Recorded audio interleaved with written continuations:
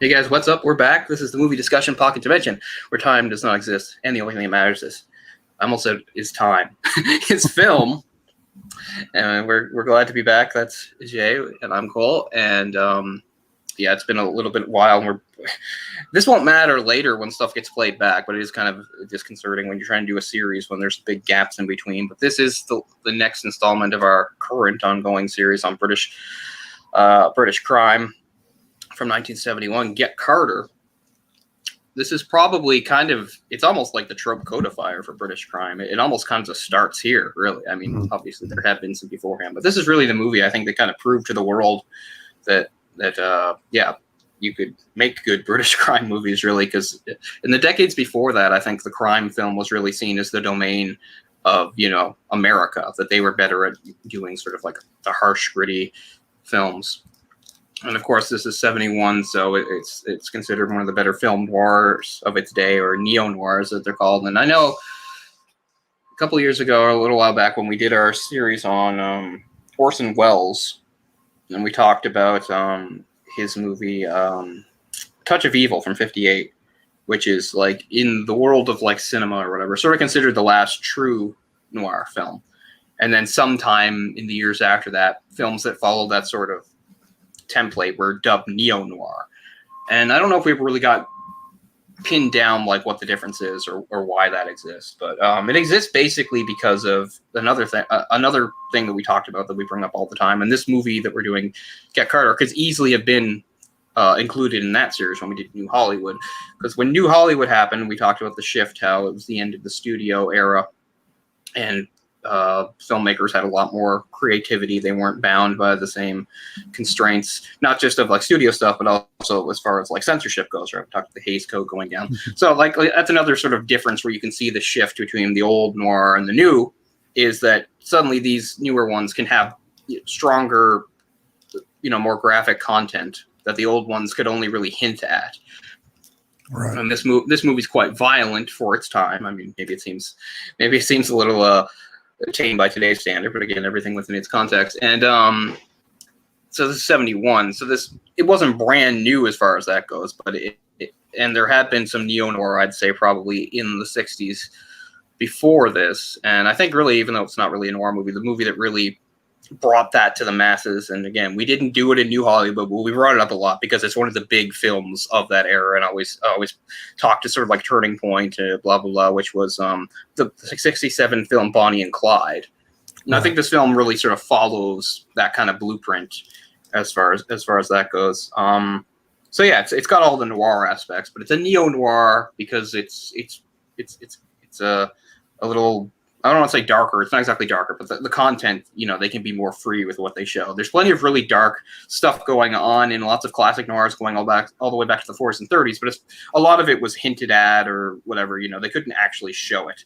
Whereas they show it. And this movie also has like a bit of a sexual component with some sex scenes, and just some of the plot is kind of related to that, which you couldn't have at all in the old classic noirs, right?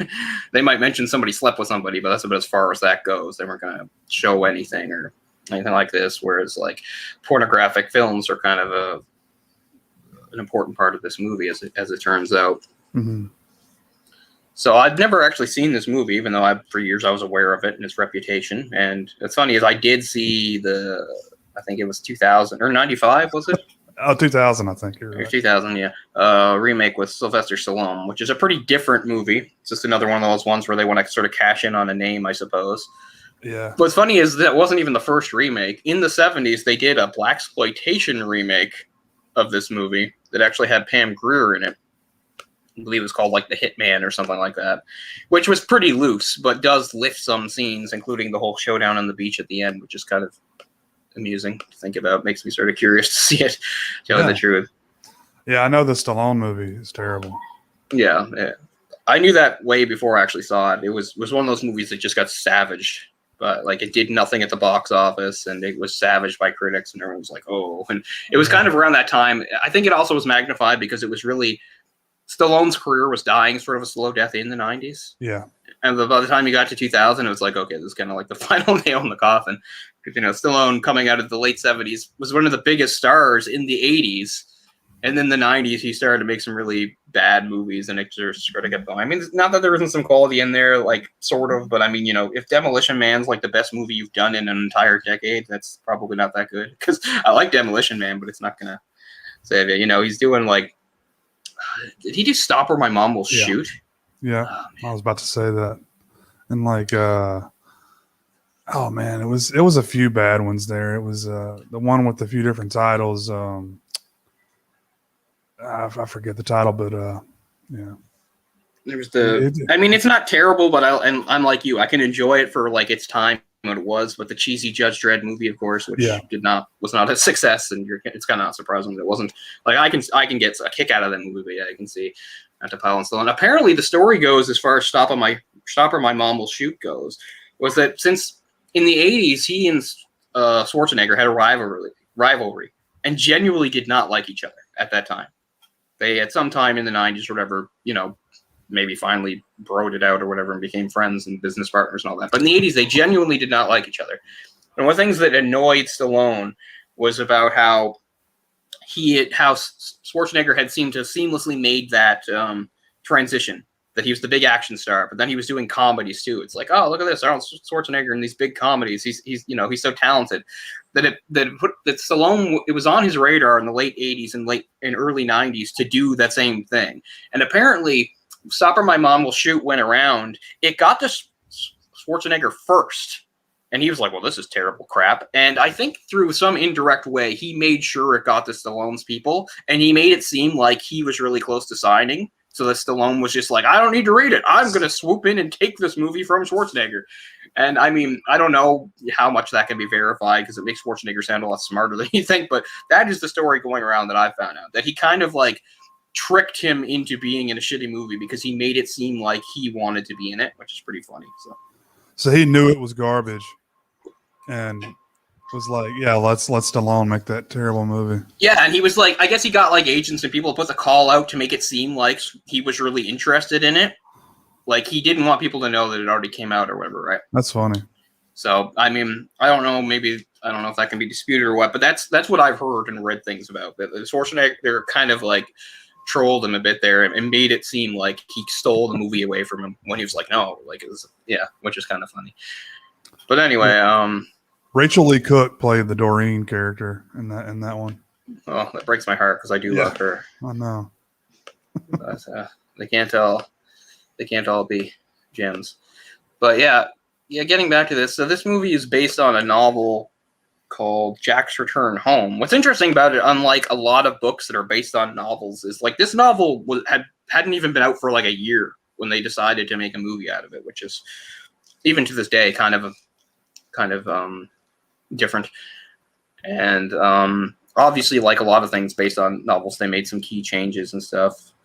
In some way, Get Carter's such a good title, but when you watch the movie, it doesn't seem to really actually fit. Because Get Carter makes it sound like everybody's out to get him, when really he's the one who's, doing, he's the proactive one. He's the one after everybody else. Something like that. Well, it is a good title, though. I guess it can refer to the ending. I don't know. Yeah, sure. Why not? Something like that. Because I was thinking, when I was thinking about the book, I was like, should they have gone with Jack's Return Home? But at the same time, Jack's Return Home, something about it is just very forgettable. Like Get Carter, and I mean, it's hard to say because when these things become established and you become used to them, it's just like, well, Get Carter, of course, because this movie's been around for 50 years or whatever. Right. But I was going back and I was like, Jack's Return Home. No, it doesn't quite work. I don't know. So yeah, maybe it was the better thing. And as we go on, we can talk about maybe some of the tweaks they made story-wise. And speaking of like being cast in a movie, the casting of Michael Caine in this movie was kind of considered different because Kane was an established star already, but he hadn't really done anything like this before. And I don't know if many people thought he could do it. And perhaps, and I don't know, this movie wasn't a failure, but it was kind of, at the time, it was sort of viewed with indifference. Or whatever, like people didn't really have one strong reaction to it or another. And I wonder part of that was some people were maybe taken aback by Michael Caine in a role where he's playing somebody who's so cold-blooded, because that really hadn't been the kind of stuff he'd done up to that point. And what's really interesting is that Ian Hendry, who plays the character Eric in the movie, he originally was going to be the lead, But at the time, they were worried about a couple things. One was his career was kind of on the downswing, and his name didn't really hold the weight it used to. And also, probably because of this, his career was on the downswing. He was like having a lot of trouble with alcoholism. And they didn't even think like physically he was in good enough shape to do the movie. So then they still cast him anyway. But apparently he held this against Caine. And throughout the whole shoot, there was real animosity between the two of them. So maybe that actually helps in their scenes together, which is kind of funny. But yeah, Hendry he resented the fact that he'd been replaced. And maybe some of that tension is actually seen in the movie. Mm-hmm. Which is kind of interesting. Britt Eklund is in there. She was fairly big name at the time, at least as a sex symbol, maybe less so than an actress, but her role is pretty small. She only has like a scene or two, which is too bad. One of the more attractive women of her day. She's my favorite Bond girl, despite the fact that she totally sucks in the movie. A couple years later, she's in the movie The Man with the Golden Gun, where she plays the Bond girl Goodnight. And she's so stupid and bad. Because, there's various different kinds of Bond girls out there. And some of them, especially in the earlier ones, a lot of them are damsels in distress that Bond has to save and stuff. What's kind of annoying about hers is that hers is like that, despite the fact that, unlike some of the Bond girls that are like, they get pulled into it the way Honey Rider did, or they have some sort of connection, like they're the bad guy's girlfriend or something like that. But no, Goodnight was an MI6 agent like Bond. Like, she wasn't a 00, but she was an agent. And yet she was totally ineffectual, and he had to save her multiple times. But still, Britt Eklund was so beautiful. She has those really big eyes. Yeah, she's very attractive. Unfortunately, she doesn't have much of a role in this movie. In fact, she's kind of reduced to sex symbol in the movie, considering she has a scene, like a topless scene, where she's sort of fondling herself. Mm-hmm. Which isn't as gratuitous as it sounds, because they try to do some like artsy like camera work there on it. So you're just like, come on, let me see the full thing. But yeah. But after that, I don't really know names very well, except the really weird one for me is, what the hell's his name? John Osborne as Kinnear, who was the crime boss in Newcastle. Where John Osborne was not really known as an actor. He was a playwright. And I mean, I don't know how well some people know playwrights, and he's not really, I haven't read too much of his stuff, but the one everybody knows is he wrote one in 1957 that made him a huge literary star, was Look Back in Anger. So it's kind of an interesting thing that like this guy who had all this celebrity status as a very successful playwright would take a role in a movie like this. But he's pretty good. I love his voice. He really sounds like a bad guy with that accent he's got, which is pretty funny. Yeah, man. It's a great accent. And I mean, he did go on to have other, movie parts, but primarily, he was a playwright, he was a writer, and he was a very celebrated in his time. He was one of like the really hip sort of people of his generation. And that play in particular, Look Back in Anger, it made him a really big star with a lot of demand. I don't think I've read anything else he did, but obviously he was pretty prolific, wrote a lot of stuff. He wrote a screenplay for the 1963 Tom Jones movie. He wrote the screenplay. It was kind of, and he did write some TV stuff, but nothing I really know. I'm just looking here. Yeah, he wrote up right to the 90s. He died in the 90s. But yeah, Look Back in Anger was a really big hit. I've got a copy of it somewhere. Probably not in this apartment. It might be in my bedroom back at my parents' house. I'm not sure, because I actually own a lot of plays. In my early 20s, I was really interested in plays, and I actually wrote a couple. So I read a lot of plays, and that was one of them. But anyway, yeah. After that, I don't really know the cast that well. They're not really named. They're not really names. George Sewell sounds like a name I know, but I must be mixing him up with somebody else, because I looked him up and I don't really know his work. Let's see here.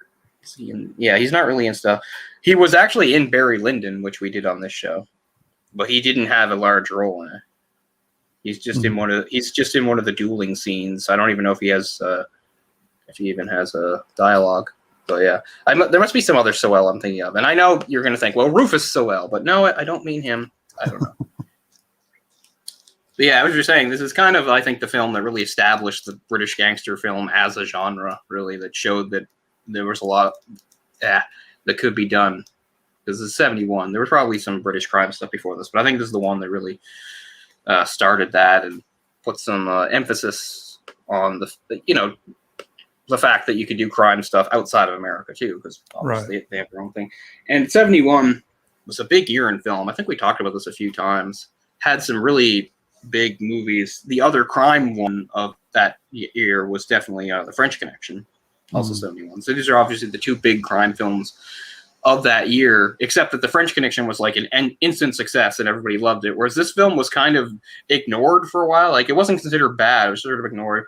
I think it sort of had a bit of a renaissance in the 90s because you had people like Guy Ritchie, obviously, who's a big fan of it, and you can see that in his work, talking about an influence, and the other guy we talk about a lot because he's always talking about his influences, Quentin Tarantino. So they were both big sort of proponents of the film and talked about how it influenced their own work, which I think you can definitely see in their movies. And what was Tarantino not influenced by? Yeah, exactly, right? He's like, I love this guy. It's like this obscure Italian film guy that did like westerns or whatever. It's like, he's brilliant. As we said, that's one thing I like about Tarantino is he sort of focuses on the positive. Like, he knows a lot of these movies, they aren't amazing, great cinema, but there are good things about them. He's like, yeah, I remember Thunderball. It's funny. Back at Christmas, I was gonna start like watching all the Bonds in order because I had access to them all, and I got to Thunderball and stopped.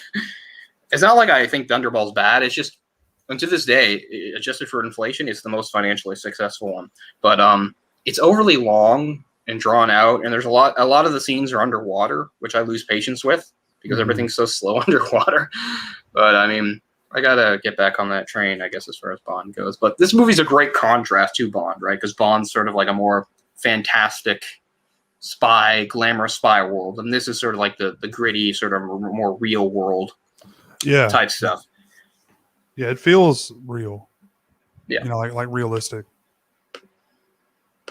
As I said, like, when we did other films in this, we talked about how this, when you're doing something like Rise of the Foot Soldier, how it's a nice window for audiences like us, living in North America, to see that environment, how crime works over there, because it's a bit different from here. I really feel like Get Carter is kind of the start of that. I think this was like, for a lot of people living over here, this really opened their eyes. They didn't know much about that, because beforehand, if all you know really about countries are like stuff you see in like movies and TV, there wasn't really, that kind of stuff wasn't really being real represented, which is one of the reasons why at the time people didn't really think you could make a good crime film. They thought of the gentility and all that stuff that goes along with British culture, but of course, there's the other side of it too.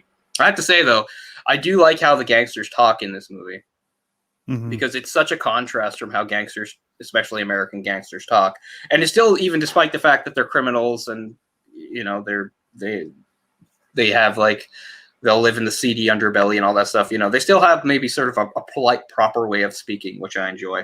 And you can see that in some of Guy Ritchie films too. And there's a part in this movie that reminds me of like in the movie Snatch.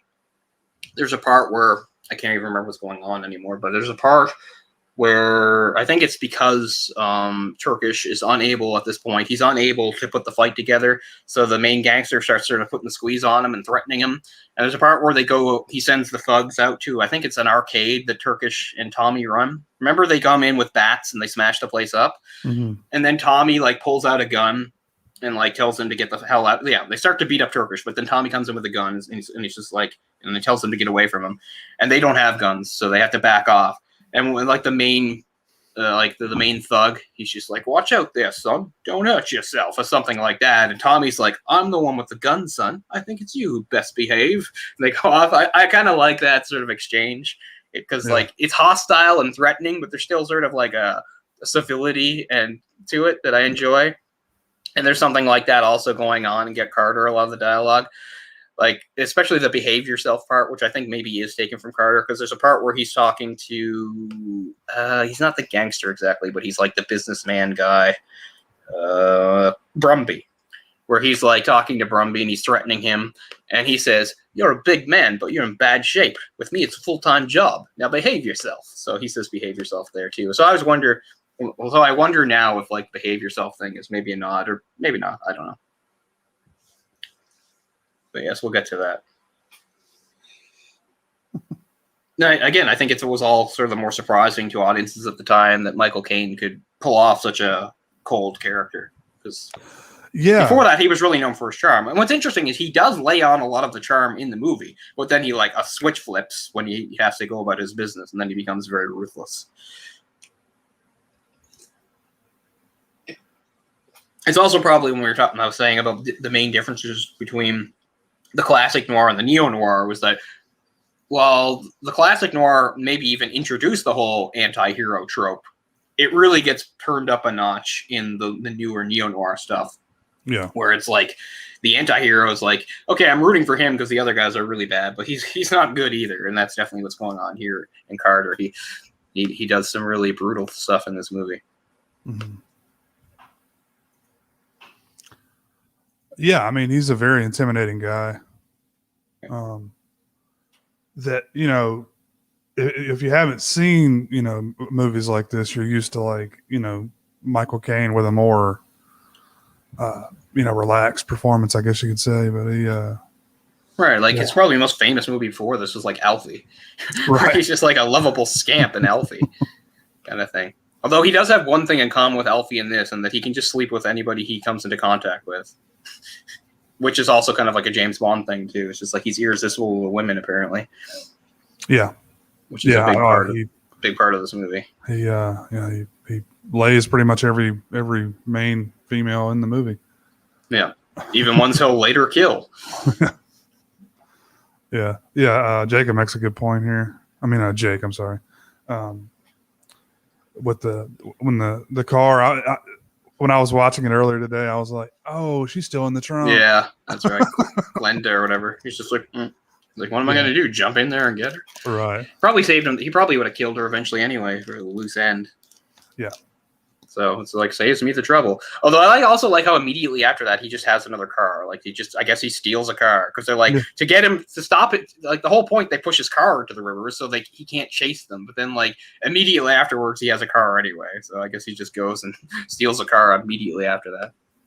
He's very efficient, which is something we talked a lot about. And there's some parallels in this movie and one of the other ones we did, which is a little different because it's not about British crime so much. We talked, the international thing was, the first one we did. What was the first one we did? It's not gangsters. It's an assassin. Oh, the Day of the Jackal? Right, Day of the Jackal. So, you can draw some parallels between, like, the main character, that, and Carter. Because they're both, ruthlessly efficient guys that will, like, passionlessly kill whoever gets in his way. Like, it's very similar sort of performance.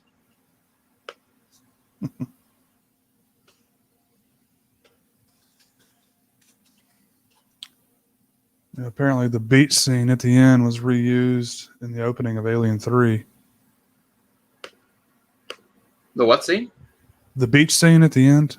Oh, yeah, I don't remember. Or the beach, I should say. The beach. The beach itself, yeah. Yeah. That's interesting.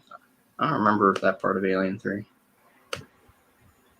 But what's interesting is when I was talking about the Jackal itself was also 1971. So, same year.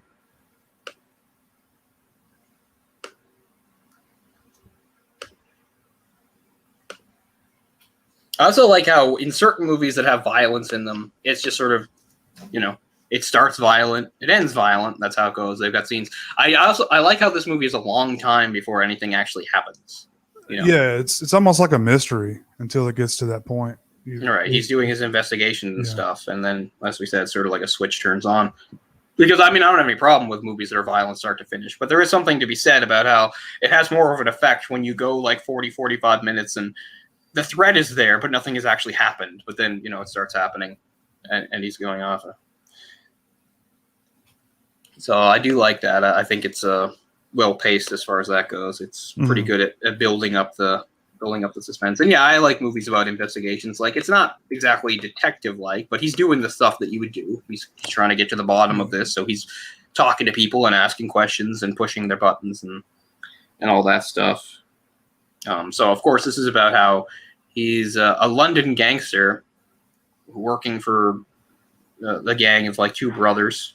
And And we get right off the bat what kind of character he is, and he's sleeping with the girlfriend of one of his bosses, Right. and he has this plan. I guess he knows it'll eventually find out. So is to escape to South America with her.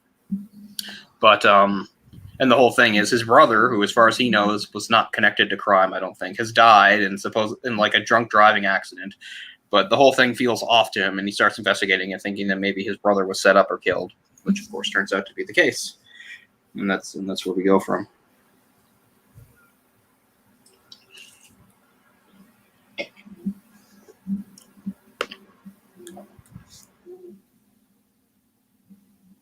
A lot of characters to keep track of, but I didn't have as hard a time with it as I expected.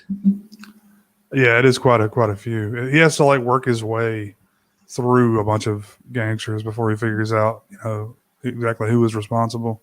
Yeah, because sometimes he'd see a character and then he'd see them again, and I'd have to go back and be like, wait, who was that? Like when he meets Glinda again, I was like, oh, she was the drunk at the house. Like at first I wasn't sure which one she was, so I had to like double check stuff like that. The one callback that's like a big thing, and it's just a contrived coincidence, I guess, for the hell of it for the movie. I couldn't even remember, but I found out later. It's like the assassin that gets sent after him at the very end. They were actually physically together on the train at the very start of the movie. Right. I did not remember that because I'm not good at remembering what people look like or anything. But I guess it was his ring that gives it away. It's a very distinctive ring. I noticed it on the rewatch. I didn't, Yeah. The first time I saw it, I didn't notice that.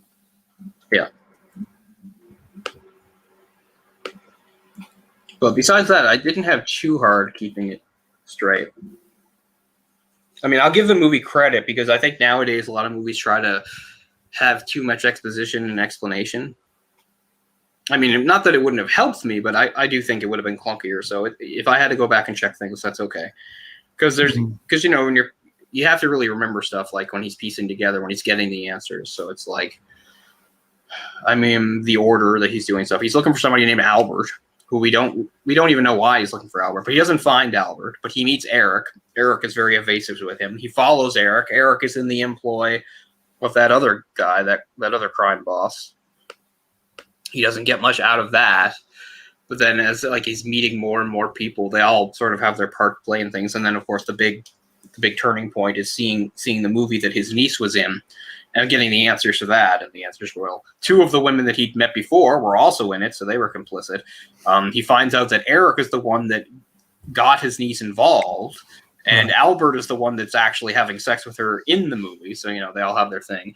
And then there's the whole thing about how the business guy showed the movie to Frank, basically trying to get Frank to go after the other guy because he's a rival. So that kicks that off. So, everybody has their own part to play in all this. And it is a little hard keeping it all straight, like figuring out the first time. But yeah, everybody has their moment in it. It's funny. One of the movies that I'm going to watch, whether we wind up doing another one or not, but when I was looking at possible movies in this genre, was the 1998 film, one of the earliest things for Clive Owen, is the film Croupier. And that's directed by the same guy as this, Mike Hodges. Oh. One of the last films he did. And this is his directorial debut, right? Yeah, it's his debut. I've seen other movies he's done because I've seen Damien 2. Oh, wait, he didn't direct that. He just did the screenplay. And I've seen the 1980 Flash Gordon movie. I've also seen parts of The Terminal Man, which is based on the Michael Crichton novel of the same name. Wait, he did Flash Gordon? Yep. Mike Hughes? Wow. I wouldn't have guessed that. Yeah. Kind of drastically different movie than this. Yeah, I'll have to look into maybe the circumstances of that. But yeah, a great film for a debut. Not a lot of directors can, say that the first film it's not. There's not a lot of directors, period, that can say they made a classic film. But then to say like the first film you ever did is a classic, that's pretty good.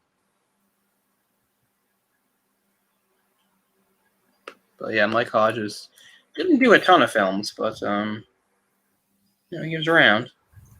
And what's interesting is the studio actually listened to him because it's not. I don't think it's really made clear in the book if Carter dies but it's made kind of clear in this that he does, and that's actually sort of a change. And the studio didn't want that, and the director Hodges was like firm. He's like, no, like for the story to work, he has to die at the end, and oh yeah, and they listened to him, which doesn't always happen either, right? Sometimes they get overruled and forced to change things. I mean, yeah, bullet to the head. I would assume he's dead. Well, it's funny, as we said, is this movie came out like I think less than a year after the book had been written. So the author of the book, he himself didn't know what they were going to do. And he himself, because I think he wanted to have some success, he resurrected him to like write 2 more books that have Carter in them. Because he's just like, I can't have him die off. So maybe he dies in the movie, but like as far as the books go, he wanted to write some sequels.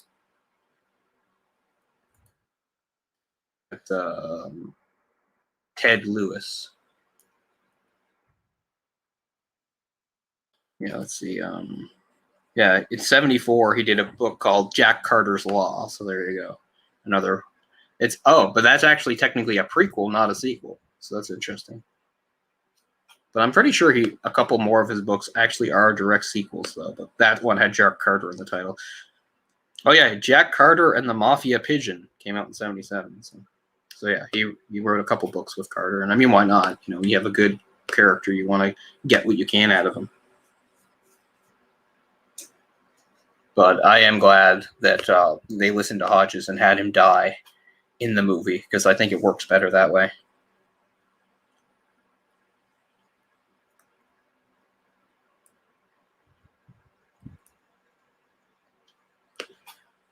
And I don't just mean because he had to pay for his actions, although, I mean, that's what you think about a lot in the movie is like, I guess he's the main guy I'm rooting for him, and he has been wronged. His brother's been killed and all this. But as we said, he's a very cold character that does some really despicable things, and he does it very dispassionately. And as far as how much he cares about it, Britt Englund, well, I don't know. He'll just sleep with whoever's within reach, so it doesn't really matter. You can't feel too bad about Britt Englund losing him. Because, like, within the movie itself, he's, like, engaged in several affairs. So, like, it's established that he's sleeping with his boss's mistress or whatever. But then, like, who else? There's somebody else who's somebody else's mistress that he sleeps with. And then one of the things that's a throwaway, and you can take what you want out of it, but there is a line just thrown in there saying, like, he's such a jerk that he'd sleep with his own brother's wife. So I think they kind of want to hint that that Doreen, his niece, could even be his daughter. I feel like they're trying to make, just put that little possibility there. Like, it's not, you don't have to listen to it or believe it, but it's another possibility, maybe to add another layer to it. This idea that perhaps, like, he slept with his brother's wife or girlfriend like that, had a kid, let him think it was his, and just abandoned her. Because it's interesting. Like, on the one hand, he does see like when he first meets her and says, like, "What are you going to do now with without your father?" It's like, "I'm going to South America with my girlfriend. You can come," which is kind of a generous thing. But when she says no, he's just like, he doesn't fight her on it. He's like, "Yeah, okay then." Because he's like, "Where will you stay?" She's like, "I'll stay with friends." He's like, "Okay, cool. Here's some money. Bye-bye." So I almost wonder if it's a bluff anyway. She said, "Yeah, I will come to South America." Be like, "Well, actually, I don't know. Kind of be cramping my style." But he did make the offer. But yeah, I think they want to have that hint. I love how he keeps saying South America, and he never specifies, just somewhere in South America. That's probably as far as his plans got. It's a big continent. Yeah, it is. There's quite a few countries there. It's all the same. Yeah, we'll find one. We'll figure it out. Yeah. Oh man. But yeah, Jake makes another good point there that I would add to his rage, and definitely, like, he kind of amped it up a little bit after he saw the film, right at I forget her name, the brunette's place. Yeah, Glenda. That's right. He kind of amped it up after that because, well, that's the big reveal, right? Where that's sort of the turning point in the movie. Right. Plus, you do find out that is the reason his brother got killed, although he didn't know that right away. As it turns out, that is why his brother was killed. Because the other guy purposely showed the movie to him so that he would go after him. He just sort of used him. And then they had him killed. But yeah, it's only her connection to him that really makes him appalled by this. Like, you get the feeling he wouldn't really care about this kind of stuff otherwise, right? It's just because it's his niece or possibly daughter that's involved in it that really upsets him. Right. I mean, do you think if that didn't happen, if say the niece, none of that happened, would he still be so vengeful and go and kill the guys anyway? Yeah, I mean, that's true. Because he was, one way or another, he wanted to find out why his brother was killed. And let's say that didn't happen. His brother was killed for another reason. Yeah, he probably maybe wouldn't have. Because it's interesting. It's one thing to kill people that are he kills Eric. Eric is the one that most directly kills his brother. Eric forces him to drink the whiskey and get in the accident. And Eric's sort of working on the orders of the main boss there, which is actually the one guy it shows how smart he is in a way too, because he does kill all these people, but I think he understands that okay, I gotta stop saying this guy and that guy and get my character's name straight again. I know it's easy to do with so many characters. Okay, Kinnear. So Kinnear is the big boss in the country house, and he's the one sort of behind it all. He doesn't obviously go after Kinnear or try to kill him. And I think that shows that he's smart, because I think he realizes that guy is too well protected, right? He probably wouldn't be successful in trying to kill him. In maybe a less realistic movie, yeah, maybe he'd take a gun and try to storm the property and kill him. But I think in this, he was trying to be more realistic about it. So we got him the way he could, and that he sent evidence and stuff to the cops so that the cops will take him down. So I think it shows how smart he is. He kills the people he can get away with killing, but as far as Kinnear goes, he realizes he can't touch him, so he uses the cops for that, which I think is pretty smart. Mm-hmm. In the end, he is killed by an assassin hired by Kinnear, but that even though Kinnear got him, Kinnear's still going to face some serious legal challenges. Yeah. At the very least. But as far as that goes, yeah, as we said, if we found out his brother died for different reasons, he probably wouldn't be going around killing women, right? But I think the fact that he's so upset about the niece being involved in that movie, so that he doesn't even have sympathy for the women, because they were involved, they were part of it. So to him, they have to die too. Because one, he just injects with something to poison her. The other one, you get the feeling he was probably eventually going to kill her, Glenda, and then, as we said, he just winds up drowning, not by his fault. The car, he has her in the trunk, and then the car gets pushed into the water. It's just So yeah. But yeah, I think that does add another level to sort of his rage. He's the type of guy that you don't cross, and he's certainly going to get to the bottom of what happened to his brother. But when he finds out the reasoning, I think it makes him even more angry, for sure. Mm-hmm. Yeah. Eric was definitely fucked no matter what. Eric's death is good too, because the movie, the poster you show, it shows him with the shotgun. He has the shotgun all through the movie. It's kind of one of those Chekhov's gun, literally, situations where the gun actually doesn't go off, but it does get used, because he carries the gun around, and in the end, he doesn't shoot anybody with it, but he does kill Eric with it, in arguably a more brutal fashion anyway. When he's chasing him, obviously he could have shot him, but he doesn't want to do that. He wants to catch up to him. He wants to make him drink the whiskey, and then he wants to beat him to death. Yeah, apparently in the book, the gun was more significant. It was like a family heirloom type thing. Yeah. And it has JC and FC carved into the stock, I guess. Yeah. He's actually killed by Eric in the book. I think they kill each other. Or something like that. Although, again, apparently, as far as the book's continuity goes, he isn't necessarily fatally killed, because he shows up again in later books. Yeah. But yeah, I like that Eric doesn't get the best of him. It's better that he's just sort of killed dispassionately at a distance by somebody who's not directly involved. I think that works better. A professional assassin that doesn't really have anything to do with things just shoots him from a distance. I like that. Yeah. Was it who? Man, yeah, I'm confused with some of the names. Who was it that he stabbed? Right. So the guy he stabbed was Albert. That was Albert. Okay. Albert was the one who was actually having sex with her in the film. Right. So, and That- Albert's the one that gives him the most information because Albert is the one that tells him that Eric got her involved and that it was all sort of set up that it was all sort of Kinnear's thing, and he explains how it was linked to his brother's death. So he gets the most information out of it, and then he stabs him. That was, I think, the most savage, brutal. Right, because Albert there is begging. I mean, he's looking into his eyes, just stabbing him, Yeah, and then the last thing he says, when by him he means Frank, the brother. He goes, "Christ, I didn't kill him," but he's like, and stabs him anyway. Yeah. It's like, no, but you still did what you did. Yeah. Yeah, some good last lines by the characters there. Just so stone faced, Yeah, and Kane does it so well. yeah. Not as good as Jaws 4, but I think he does a pretty good performance. Jaws 4 is widely considered his greatest work. Oh man, he's had quite an interesting career. I mean, I get it when you've been around as long as him.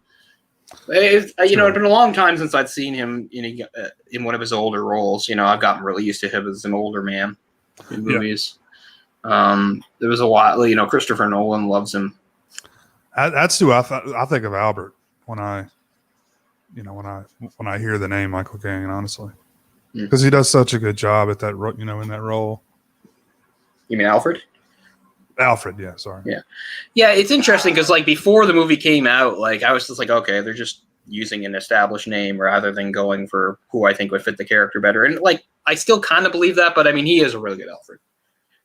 Mm-hmm. He does get the right things with Alfred, because Alfred's supposed to be kind and wise, but also have sort of a bit of a wry sense of humor.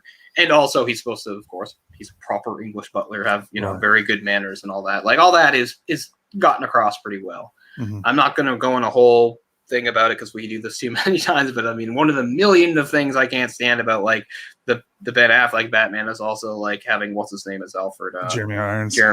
And again, I don't dislike Jeremy Irons, but I mean, he's just a dumb grease monkey Alfred. I don't like it. They're give me a big British character actor. Mm-hmm. It's number one or two. Him or Gary Oldman. They would have picked. So Yeah, but Gary Oldman was already such a good Gordon, right? That's another thing that makes me so sad. Seeing characters I like so much done so well, like him as Gordon, and then seeing the newer stuff where they've just J.K. Simmons and yeah, he doesn't have to be in everything. I know I talk about this too much because I don't dislike J.K. Simmons. I legitimately like him, but he's shoved down my throat. He's in every fucking thing I've ever watched. I'm just a little tired of it. But anyway. I still need to watch Whiplash. I haven't seen that one yet. I think it might be one of the most overrated movies of its generation. Really? Everybody talks about how good it is. It's really intense, and I mean, it's cool. But I don't know. I can't speak for everybody, but one of the things that really sort of bothered me about the movie a bit, I go back and forth on this too, because I remember seeing a thread. This might have been back in the IMDb days, I don't know, before I left it, because I don't think it was Twitter or anything. But some people taking issue with the movie, saying because they didn't agree with the competitive atmosphere, because they're musicians by nature aren't competitive. And I was I was pretty competitive when I played, because for instance, the main thing when I played alto sax was it was important to me to be the best.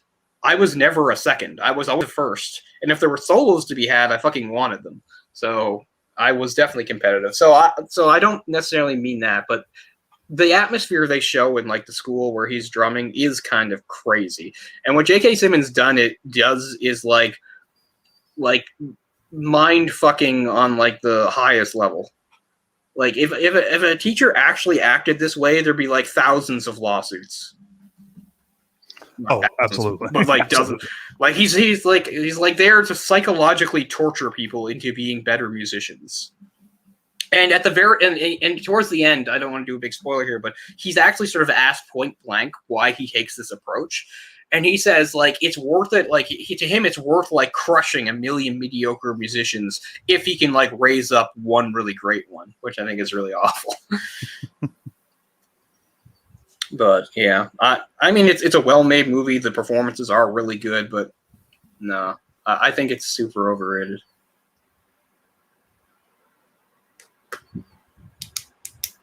But I mean, you get happy for somebody like him because he's one of those guys that didn't really find recognition until later in life, right? Right. He's been around forever. He's been around. He's been in stuff, and it's not until he's probably like in his 50s or whatever he has a role. And then, so I understand it, and it's like, okay, here, open the floodgates and put him in a lot of stuff. And I mean, speaking of comic book movies, wasn't he the first Jonah Jameson? Wasn't he Jonah Jameson in the original Spider-Man trilogy? I think that's him, and he's sure. really good. I think that's him in the what's his name? You know, the Raimi Spider-Mans. I think that's him as Jonah Jameson, and he's very good.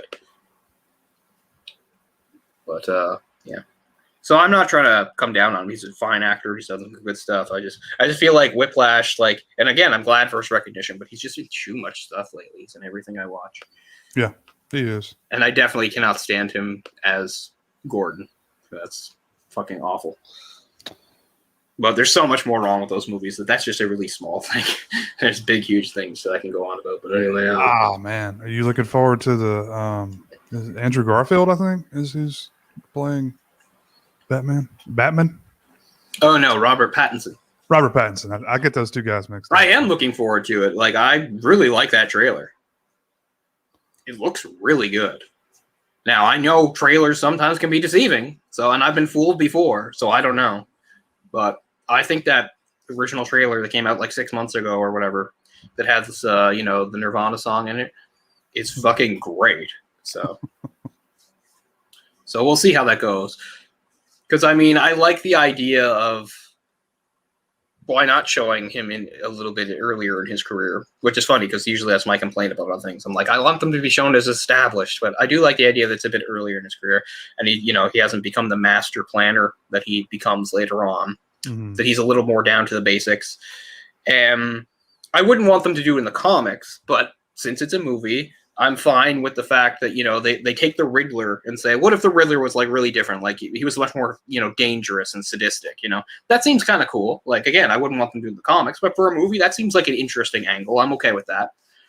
So yeah, it looks really good from what I've seen. Again, a lot can change, but yeah, that's Robert Pattinson, who I was not thrilled about, when they cast him, but I mean, you try not to have knee-jerk reactions to these things. Because, that's one of the biggest problems today, right? When we talk about stuff, like everybody flipping out on Twitter over this and that, is like, think before you say something. Think before you do something. And I feel like I've definitely probably been reactionary myself, especially, when it comes to some of this comic book stuff. So, I try to really stop myself so that, like, I give things a chance, but I don't know.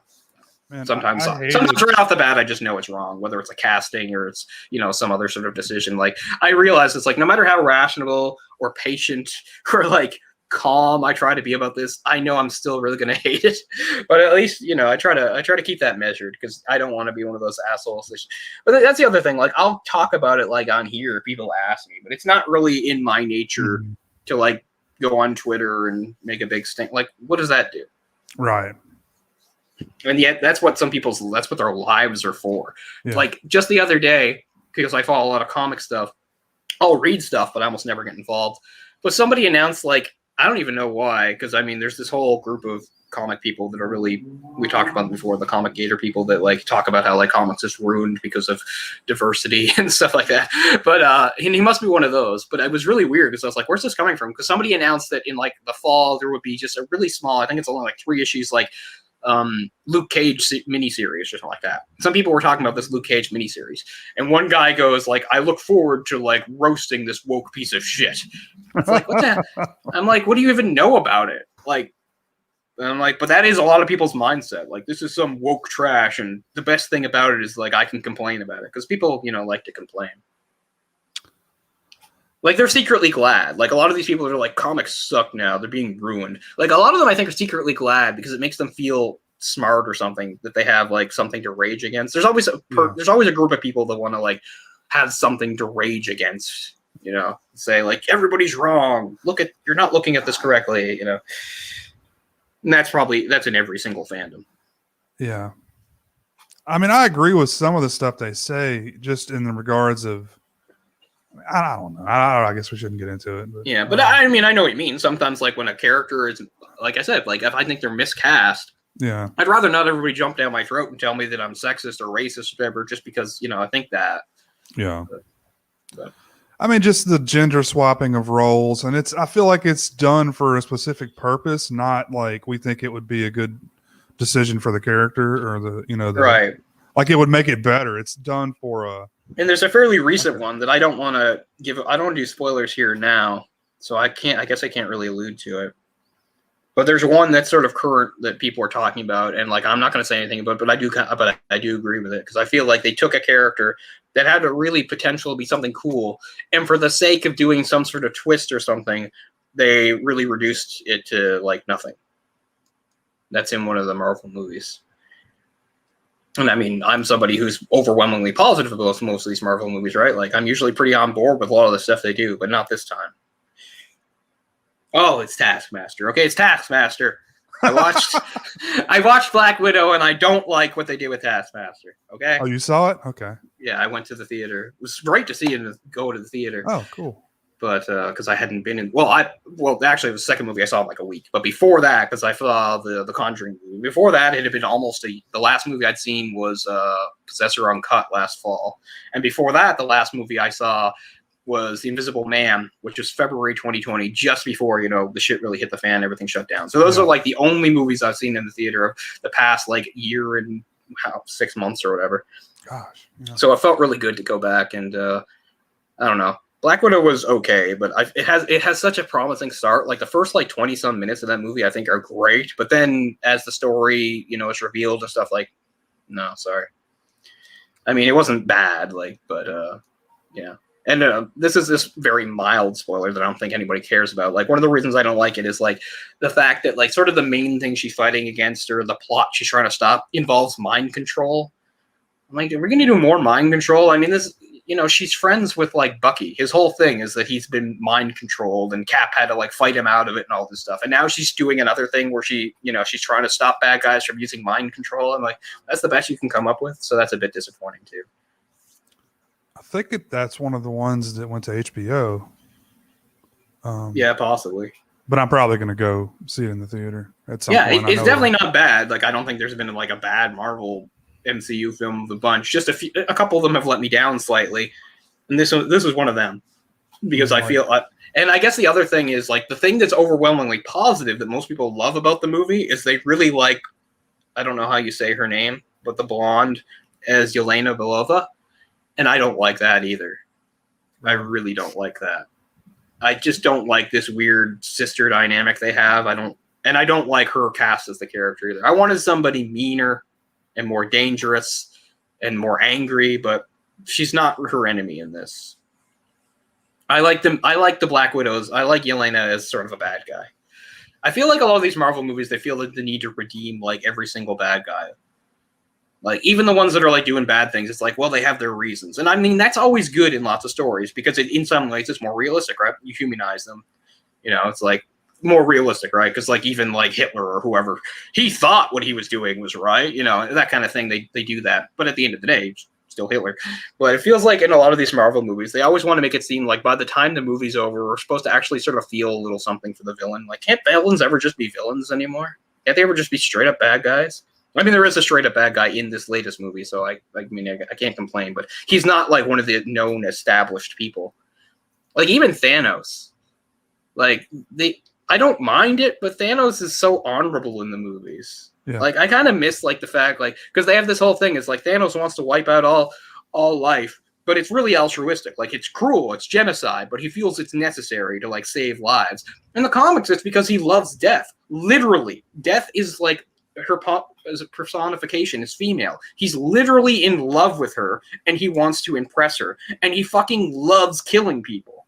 And yet in the movies, he's, none of that exists, and he's just like, I know it's wrong, but it has to be done, kind of honorable thing. And fine, but you don't have to do that with every goddamn character is my own point. I want some bad guys just to be bad guys. That's all I'm saying. I'm not saying they can't be complicated, but, you don't always have to, like, yeah, I don't know. Florence Pugh, I don't know how you say it. Pooh. It's Pooh. I mean, that's what it looks like. That would be awful if that's how it was pronounced. Is this little Jake, they changed that dynamic. They make her, she is supposed to be younger than Yeah, it's a whole thing. And, Oh man, yeah, she's very young. 24, I believe. Yeah. Well, I mean, the character, I guess, will be older because they show that in the. I mean, only not too many people would notice this but me, but I'm pretty sure Scarlett Johansson was born in 1984, wasn't she? That sounds about right. Yeah. Because they show in, I think, the second Cap movie, they show a part that shows her date of birth as 84. And I think technically the character is only supposed to be maybe 4 or 5 years younger than Natasha. I mean, I can believe it. You know, Scarlett Johansson still looks great. Yeah. So I don't know if we're either supposed to believe she's older or she's younger. It's not a big deal. 84. But yeah. But a lot of people, like, I've seen so much overwhelming praise about how great she is, and I guess they like it because she's got this sort of like again attitude. Again, I don't want to be that person that's like everything has to be exactly as in the comic. No, but it's me. It doesn't work for me. She has this sort of like devil may care attitude in the movie.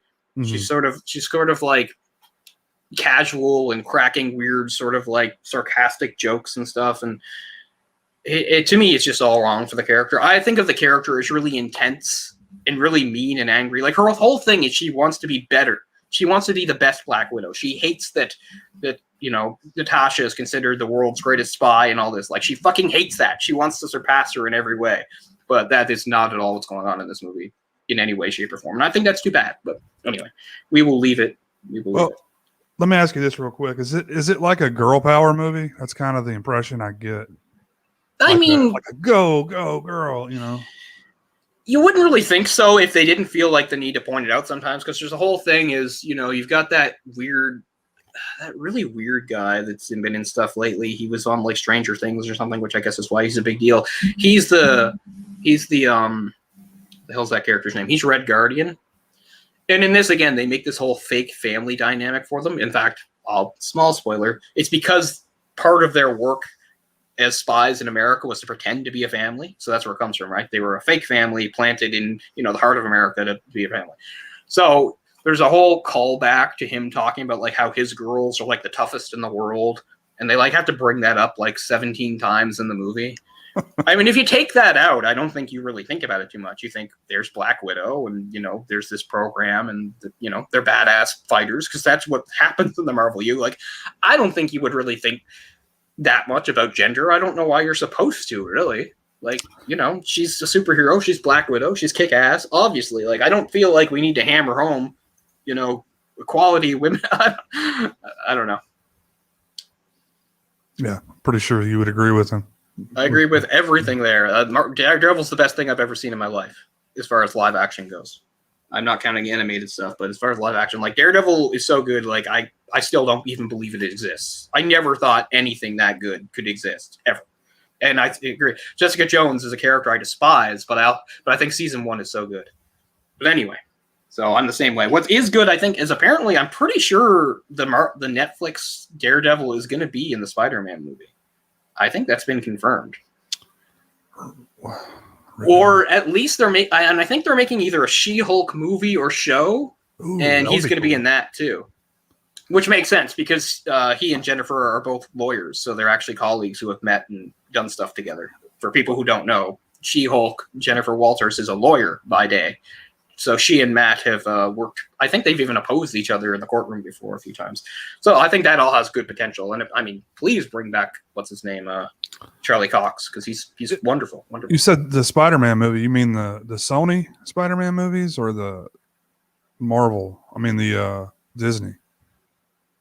The next one, which I guess is Disney. The next maybe one, he's not going to be in it because the next one, the whole thing is it's sorry. It's No Way Home, and the whole thing is. Now that the multiverse stuff has been revealed in Loki, they're really going to run with it. And that's a big part of this Spider-Man movie. That's why they were talking about Andrew Garfield's Spider-Man being in it. I don't know if he is or not. I don't know. Because I remember reading an article saying, like, nobody told him that, so I don't know what's going on. I think Tobey Maguire's in it, too, from what I've heard. Yeah, I heard that early on, but now I don't know if it's true anymore. But the whole thing is, I know for some angle of No Way Home is multiverse stuff and having, you know, alternate versions of characters, possibly including, you know, people that have played the characters in other, you know, other properties. I don't know, stuff like that. That sounds cool to me. Yeah, I was getting confused on the properties. I think Sony's lending the character to Marvel, even Yeah, though they that's how technically own the rights to it. yeah, that's how it's worked since they started their own Spider-Man in Captain America 3, the Tom Holland Right, Spider-Man, right. never like that. But anyways, we should leave that so I don't go too Sorry, far. we could go off on a tangent on that stuff. I always manage to, but I'll just very succinctly say if people are confused. I thought Black Widow was fine, but I did not like a lot of the choices they made. I felt disappointed, and the big bright spot that most people thought was really great about the movie, Florence, what's her name, to me was actually a negative. But you can't say that, or you'll look like some sexist twit, which is weird because I mean the character's female no matter what. It's not like I'm saying she should have been played by a dude. So I don't know. You just can't win in some of that situation. So I had to stay to the end credit scene, which is all the way to the end, and my bladder nearly exploded. But it's worth it too because it sets up something pretty good, something we should be able to look forward to. Oh man, I'm tired. And yes, Jacob, I'm really happy. This is one of the few situations where they actually took a character from the comics and improved. Like Purple Man always had great potential, and it's never really explored in the comics. They actually do it in the Jessica Jones season 1. It's a really great interpretation. Very happy with it. But anyway, I'm tired of those end credits. Like, I don't want to see like 5,000, animators, their names scroll across before I get to see just show me the thing. What's funny is, Marvel started and then they very quickly did that thing where it's like, okay, we won't make people wait forever. After sort of some of the main credits, here it is. And if you're really hardcore, wait to the end. We'll give you something a little extra at the end that doesn't matter. This one does not have that. It only has the very end. So I nearly died because I had to pee so bad. But it was very good. It sets up something that sounds a lot better than the movie I had just watched. Did they start that with Iron Man? Yeah. Did they? Okay. Because the very first after the credits reveal was the reveal of Nick Fury. Oh, that's right. I did see that. Yeah. Yeah. That started all those. Someone must have told me because I saw that on opening night. Someone must have told me that was in there. I wouldn't have stayed. I'm not going to sit there and watch credits. Yeah. I normally don't. Yeah, love Ed Brubaker, one of my favorite comic writers, and he's had a big impact on me. Yeah, I agree, Jay. I mean, Brubaker, his stuff is a lot of his stuff is like gritty crime and stuff. I mean, we will get off the comic stuff in a second, but since we're talking about it, like one of the things that makes me sad is like they made that shitty show Gotham, which I tried to watch and it's terrible. And I think like that years ago when Gotham Central, the comic as written by Ed Brubaker, was going on, they were talking about making that into a show, which actually could have worked, and it never happened. And that makes me sad. Because Gotham Central was a great, great comic that he was the writer of. Anyway, let us get back to Get Carter. It's funny. I was reading on the Wikipedia article a little about the soundtrack. I don't even remember music in the movie. Great score. It almost sounds like a spaghetti western score. It's very sparsely used, though, right? Because there's long, long stretches with no music at all. I know the beginning and the end. And maybe it. You may be right. I think so, because I think the rest of the film is like diegetic or whatever. The music is just within the movie itself. It's not like an external soundtrack. But like you said, at the beginning and the end, there is a theme running through it. But yeah, music's very sparsely used, which probably was a good thing here. I think it does help set the mood. It's funny because some movies, the music is really what sets the mood. But I think in certain movies like this, the lack of music also helps set the mood, which works out pretty well in this. Seems to fit like his character, his sort of matter-of-fact way of going about his business, however dark it is. Mm-hmm.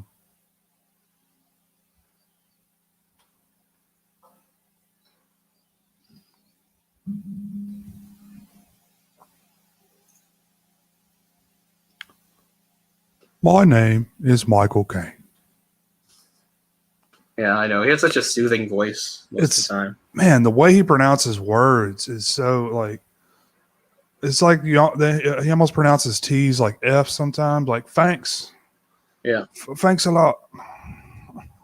I feel like the accent he has is like slowly dying out. And like in a few more years, even people born where he was born aren't going to have it. I almost feel like it's like some sort of product of his time. because you don't hear like that from younger British people, right? And I realize again, we're not trying to, because we realize if you're going to talk about British accents, there's more than just one. You know, there's regionals, right, and it's harder for people like us to pick up on the differences. I mean, sure, we can tell the difference between like some sort of Cockney and some of the more posh ones and things like that. But yeah, I almost feel like his is like some sort of like, I don't know, relic of a past. And yeah, I feel like once his generation dies, like there won't be any younger people with it, because I can't think of any like younger British actor that I know from wherever they are that speaks like Michael Caine. Like you said, it's very distinctive. Like a southern accent, I think, right? For London. Yeah, possibly. It's very interesting, though. I think, like, assuming, you know, the world exists, you know, in the future, I think accents will probably go away altogether. You know, with the advent of, you know, the internet, and people are able to communicate and stuff like that. You know, we're not so isolated in our communities like we were, you know. Right. Still take quite a while, though. Yeah. Try to look at some of his greatest hits here. It's funny, like I really like A Bridge Too Far, and I completely forgot he was in it. That's a few years after this movie, 1977. One of the really good World War II movie. He's done like 200 movies, hasn't he? And he's yeah. You don't usually get numbers like that unless you're a porn star. Speaking of like slick crime films that got released, he's in the original Italian Job, which I've never seen. Right. I haven't seen it either. I'd like to. I've seen the remake. Remake's not bad, really. I enjoy the remake. Yeah, I mean that whole bit, like it's not even a chase really, but all that stuff they do with the Mini Coopers is really good, really well shot and everything. Mm-hmm. That's kind of what introduced those cars to the world too, 2003. Yeah, I like that movie. It's on TV a lot. Norton's in there, right? Norton. Yeah, he's the guy that betrays them and winds up as the villain. But yeah, up to Get Carter, he'd done The Italian Job, Jagdper's File, Alfie, and a few other things. But Alfie was definitely sort of his biggest thing. So this was a different sort of role for him. You know, I really don't know anything he did in the 80s except for he did the Woody Allen film Hannah and Her Sisters, which I've seen. Besides that, I don't know any of those 80s movies. Yeah, Jake brings up Starred Up. I've wanted to talk to you about that, to maybe possibly do on the show sometime.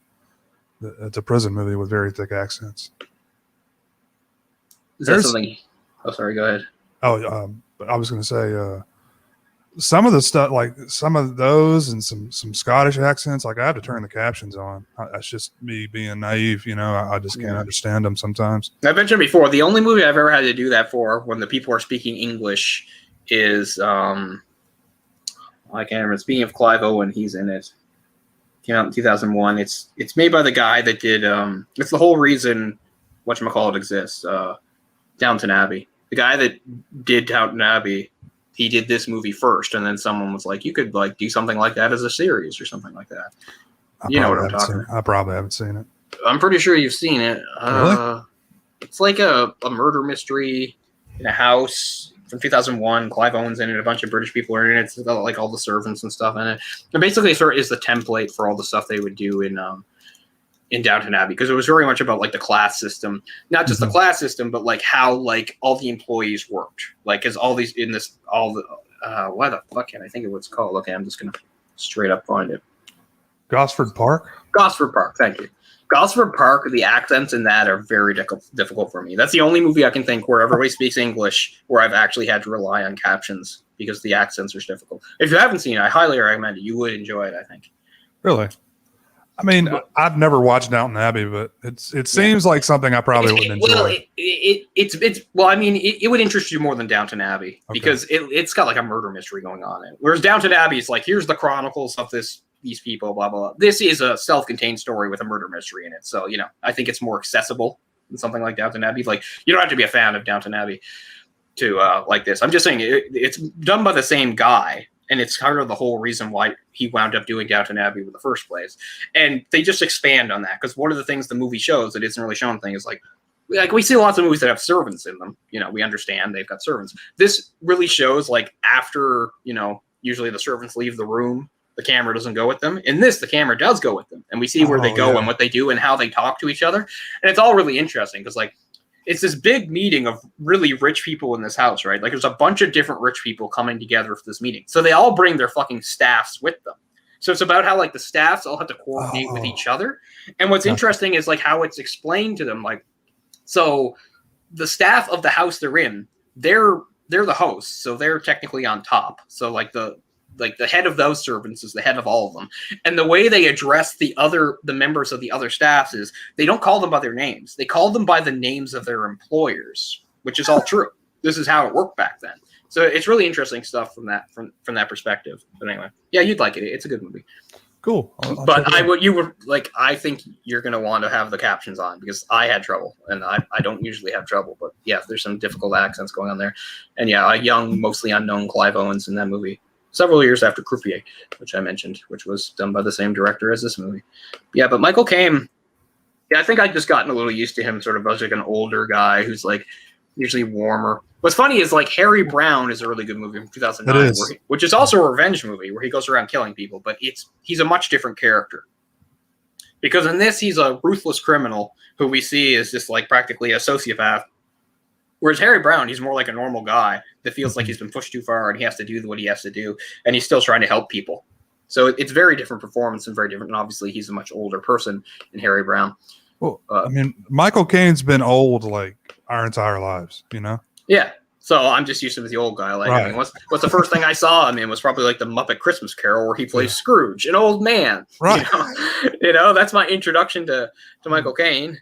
He's an old guy. In his 30s, for God's sake. So he's got to be, I mean, like in his late 80s, probably. He is 88. So yeah, quite old. But Christopher Nolan got a hold of him. Was like, I've got this idea. He'll just sort of be this calm, sort of soothing influence in my movies. When movies are like getting big and complicated, because I'm Christopher Nolan and that's how my movies go, we'll have slow scenes with him just sort of talking to settle everybody down. Like that seems to be his like primary function in one of those movies. It's like, oh, this is a big, complicated movie with a lot of stuff and weird stuff going on. But here's a Michael Caine scene wherever we can all just relax. And if it's in Batman, he'll tell a story, you know, that kind of thing, and teach you a lesson, make some jokes. You know, in The Prestige, he's there to just sort of talk about the traditions of how magicians. That's a really good movie.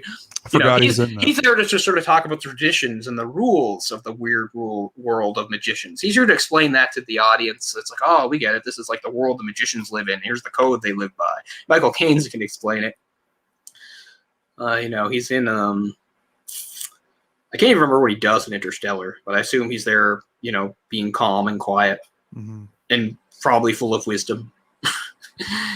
You know, the only recent movie where that's somewhat inverted is he's in that movie, also about magicians, because I guess he likes magicians. He's in, you know, Now You See Me. But Now You See Me, he's just sort of a full of himself billionaire who they all, like, prank. I don't know how you remember that movie. I didn't like it. I liked it, but I thought the sequel was crap. I didn't see the sequel. Don't see the sequel. Isn't Anna Kendrick in that?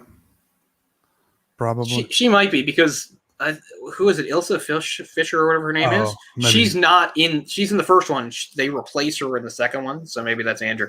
Some actress replaces her. I don't know who. I don't even know why she didn't come back. What was going on there? But you said it wasn't good, so probably a good choice. Yeah, no, it's definitely not good.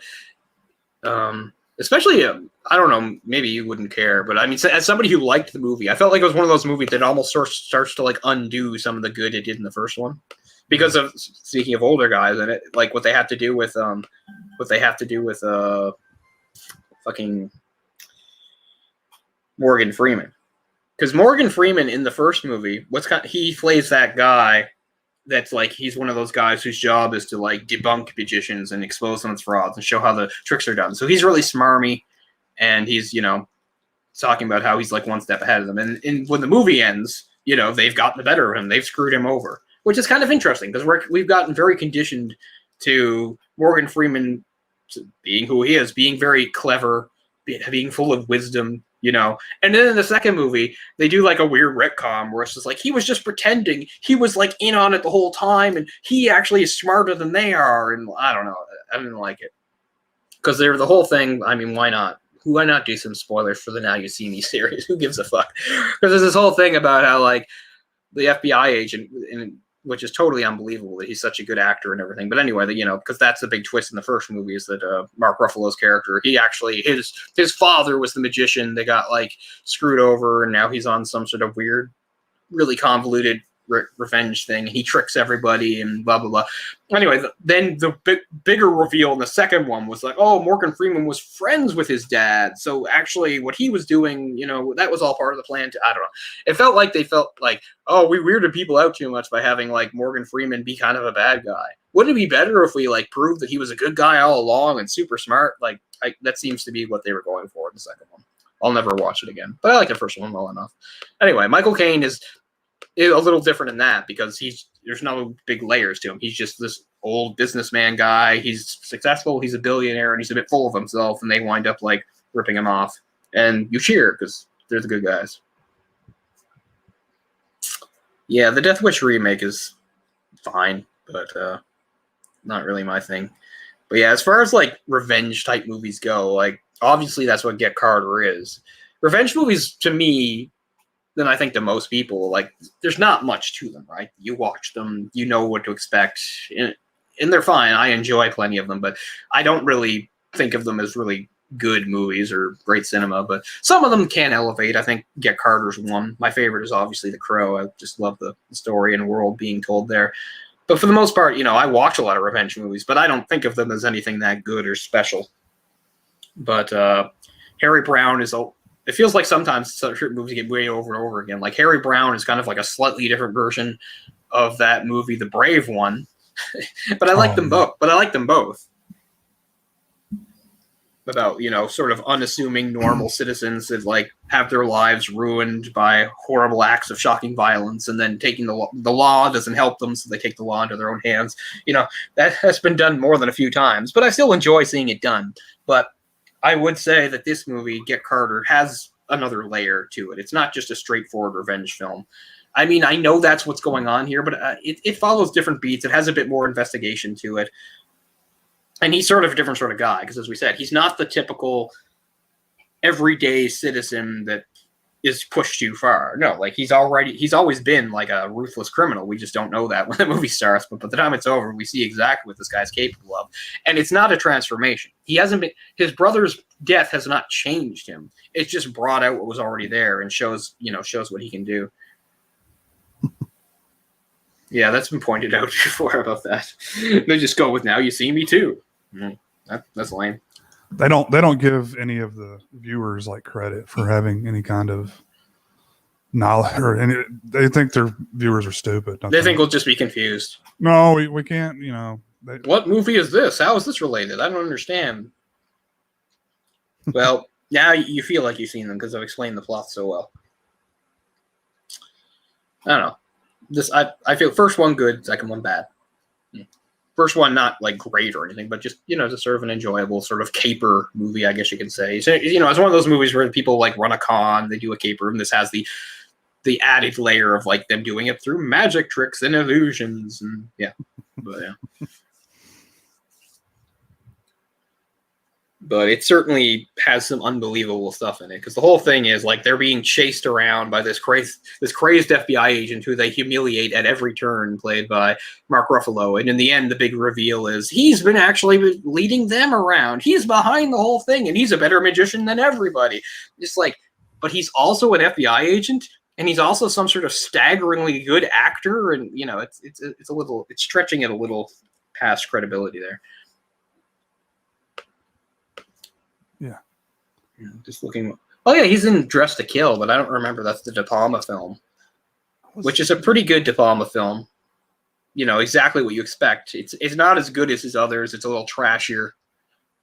I'm getting that and the Lithgow one mixed up. They're kind of a little bit similar. But yeah, I couldn't remember him in that either. But I think he's the main guy, isn't he? In Dress to Kill.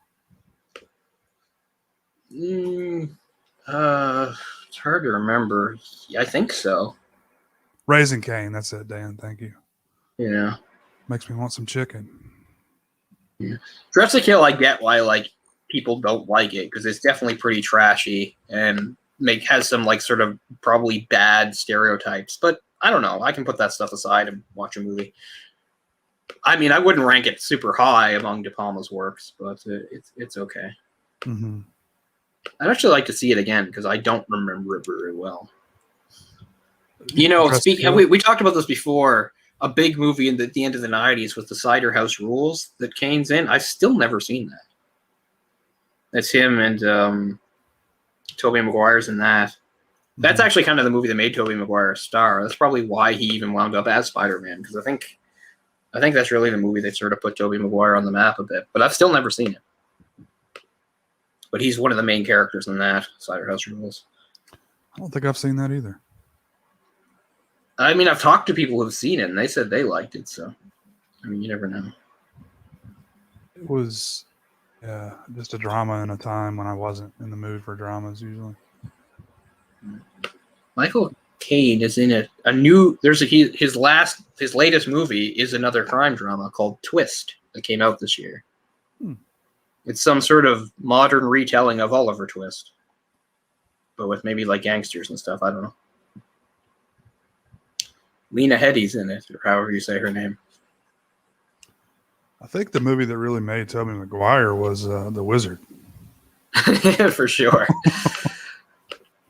Which we did a commentary for that over on The Final Dungeon, if you guys want to check that out. Yeah, we're finally going to get together and do another episode on that soon, by the way. That is not dead. Just like this channel looked dead for a while, but we're getting going. We're putting content up there, so. Yeah, I have not decided, like, I might as well talk about some of this now. It's like, do you think we should do another British crime film? Or is 4 enough? Should we do another one? Like, the one I really want to do, I don't think I can find, and that's The Long Good Friday. I just can't find that anywhere. That's a good one, too. Yeah, it's supposed to be one of the best, and I'd love to do it, but I don't know if I can find it anywhere. I'd like to do another one, but if we can't find one, that's cool, too. Yeah, I mean, I think 5 is a good number, so this is our 4th. So, yeah, we're going to say tentatively we're not finished with the British Crime series. We got one more to go, and, you know, we won't take a month to do it. We'll get it back. So, yeah, so we'll definitely try to do one more British crime film. Cool. I'm trying to think of some of the other characters in this movie, you know, beyond Michael Caine. I mean, obviously, it's the Michael Caine show. Right. No one really has a whole lot of screen time besides him. No. Like, I mean, think about the fact that, what's his name?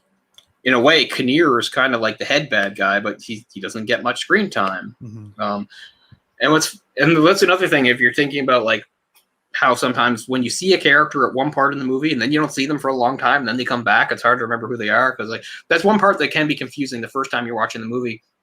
Is when he's down on the waterfront and the 2 guys that had originally come saying, we need to bring you back to London. You have to remember, those are the guys that are part of, like, his organization. They work for the brothers just like he does. And the brothers didn't want him messing around. So they're like, we need him to bring him back. But now they're shooting at him. And that can be confusing. It's like, why would they be shooting at him? But they do reveal it's because Eric or whoever, somebody got word to them about the fact that he was, you know, sleeping with the guy's girlfriend. So that's why they're shooting at him at that point. And he kills one of them, who also begs for his life in a way. I mean, he's just like, don't. But he shoots him.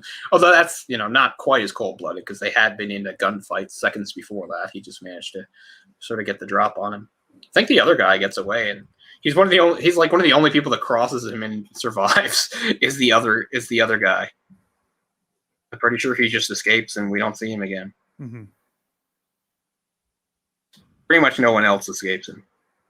Except for, as we said again, Kinnear technically lives, and I think that's smart. I think he, you know, realistically, he knew he couldn't, like, storm the grounds and attack him, but he does. It's not shown, but you can probably assume that he's going to have some real serious legal trouble, even if he's, like, a connected guy. You know, the cops have various evidence to use against him. Kinnear. Who, you know, the woman that he's, like, I guess living with, staying with, whatever, wherever he's, you know, and he's sleeping with her too. Who is that? Right. So she's not anybody like as far as the story goes. She's just like somebody that he's like staying with. Like she runs the hotel or whatever.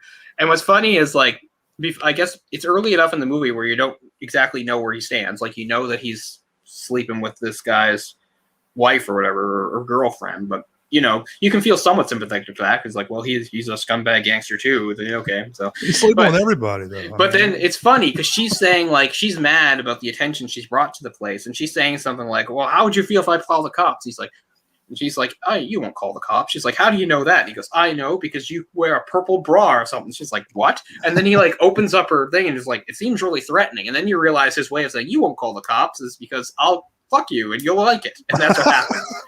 Right?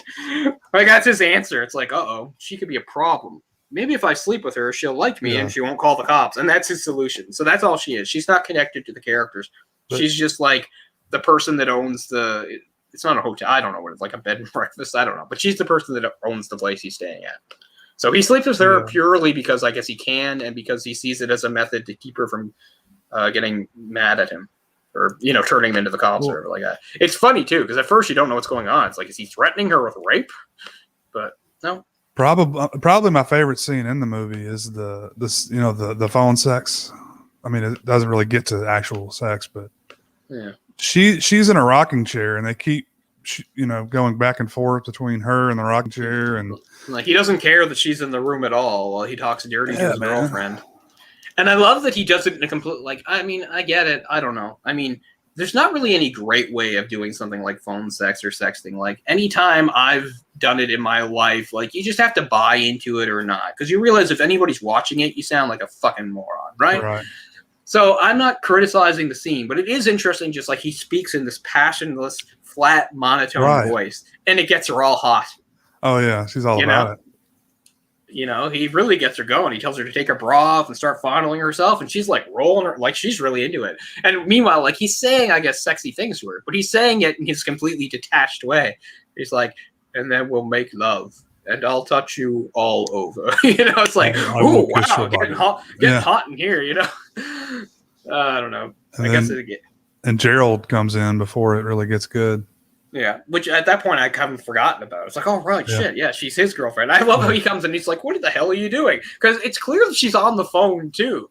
But he's in no way suspicious that she's writhing around topless while on the phone. She's like, oh, he just walked in, gotta go. Yeah.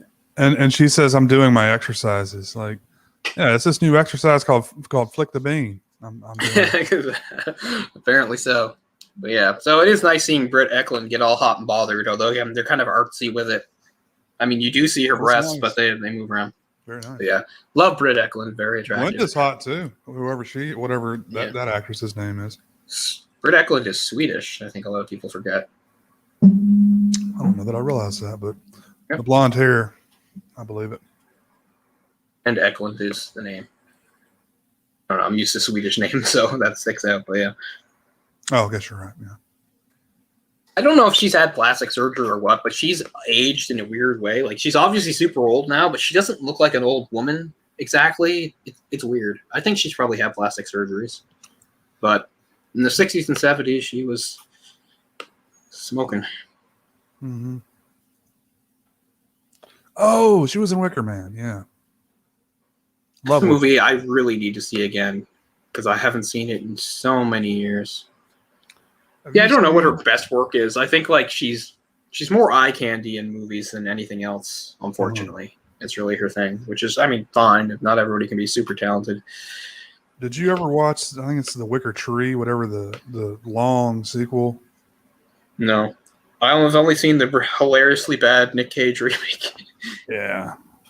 Which is quite the funny movie. I don't know that I've talked to anybody that's seen whatever, The Wicker something. Yeah, I'd like to see it, and I'd really like to see the original again too, because I haven't seen the original in like at least 20 years, like long time, and it's a really cool movie, very atmospheric.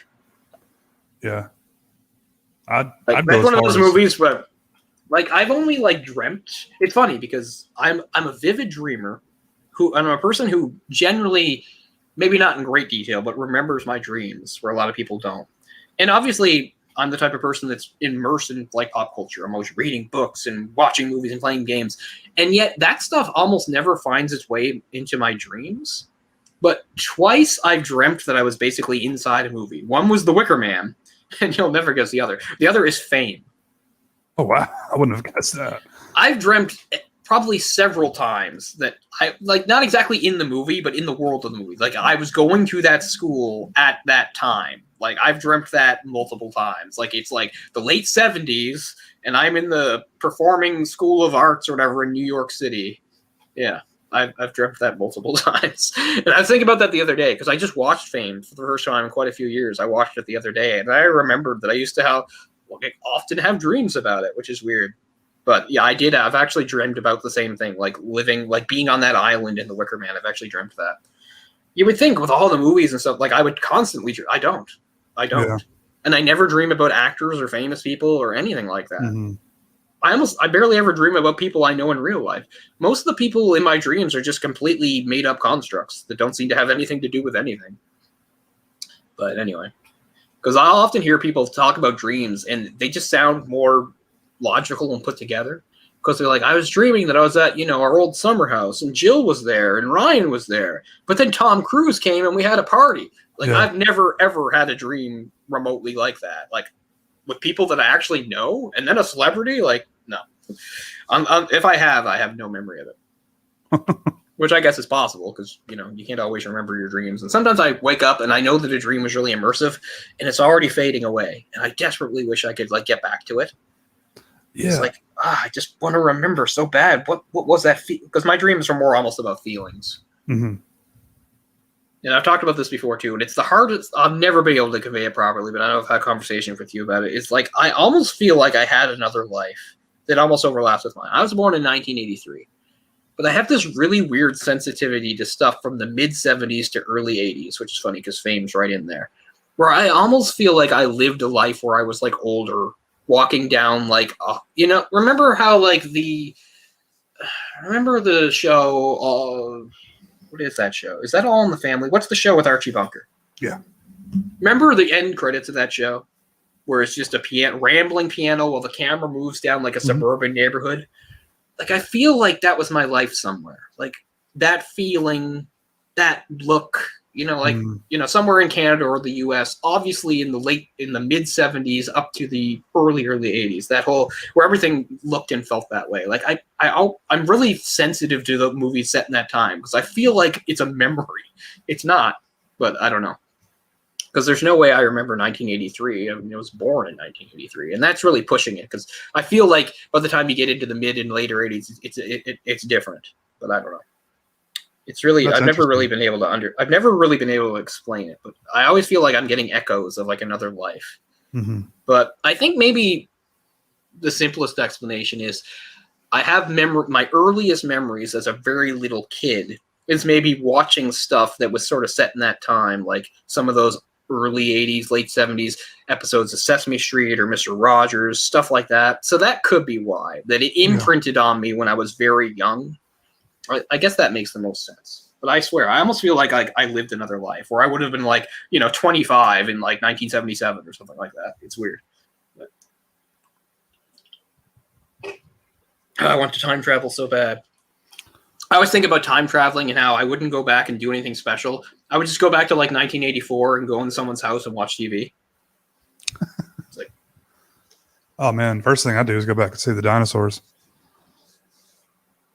Yeah, see, I mean, I guess I would do that, but the first thing I think about usually is just going back. It's not even to experience anything like great. It's like, you're going to go see Jimi Hendrix at Woodstock. Well, yeah, probably, but I think first, I'll go back to like 1987 and walk into Sears.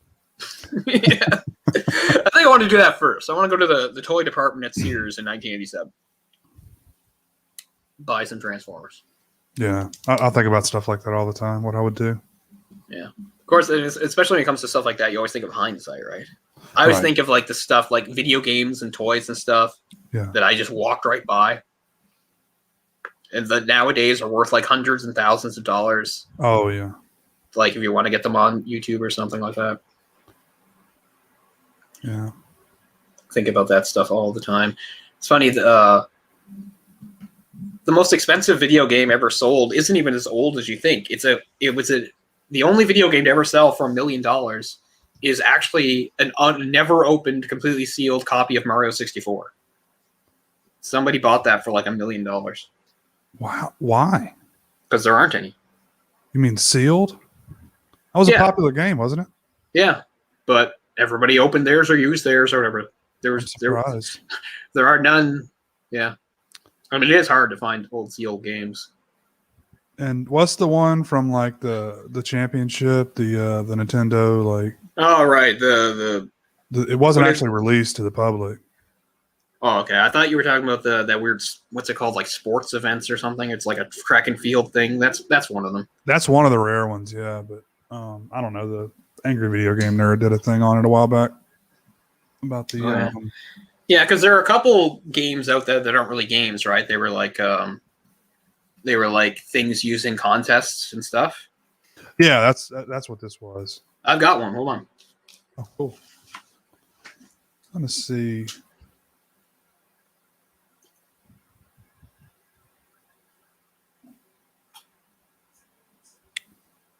Let's see, we got. I don't even know how to pronounce that. Again? Little Samson. Yeah, I knew that one was rare. There's a really good doc. Really, I should be showing this on the final dungeon because it's more of that type thing. But this is, it even says not for resale on it. Star Fox Weekend. Oh, cool. Those that don't know, Star Fox Weekend was a promotional game released, I think, to Walmart's or something around the time the Star Fox came out. And it was something just for people to play in store as a competition. And all this is it's basically the first level and maybe part of the second one. And all you had to do was just play through it as fast as you could. And there's like a 5 or 6 minute time limit. And once it's up, it's over. So you just try to get as far as you can, as fast as you can. So I've seen copies of this sell for like $1,000 US on eBay. So I don't know why I'm still holding on to it. It works. I can play it. So there you go. What's that worth? Do you know? Is that worth a lot? Yeah, between $700 and $1,000. Wow! Surprised you still have it. Superstar. That's what I just said. So I don't know why I still have it. So this is Super Star Fox Weekend. So wow, that's cool. I just picked that up at a used game store. I don't know, maybe 2004, 2005, something like that.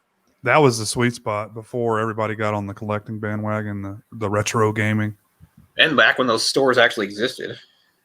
But there's a really good documentary called Nintendo Quest. I don't know if you've seen it. Oh, yeah, I've watched a lot. That's the guy in it's Canadian. Canadian guy, yeah. And he basically just travels all over I think it's the U.S., right? Is where he goes? Well, it's Canada and mostly U.S., too. Because the idea was, like, he wanted to collect the main one in that quest. He's done other shows, too, that I've seen. But anyway, the main one of that was, like, there's something like 700 or 800 some NES cartridges counting like as North American releases, obviously not counting Japanese, and he wanted to collect them all. But the challenge was just buying them online, like physically find them and go get them. So that's what Nintendo Quest was. It's pretty cool.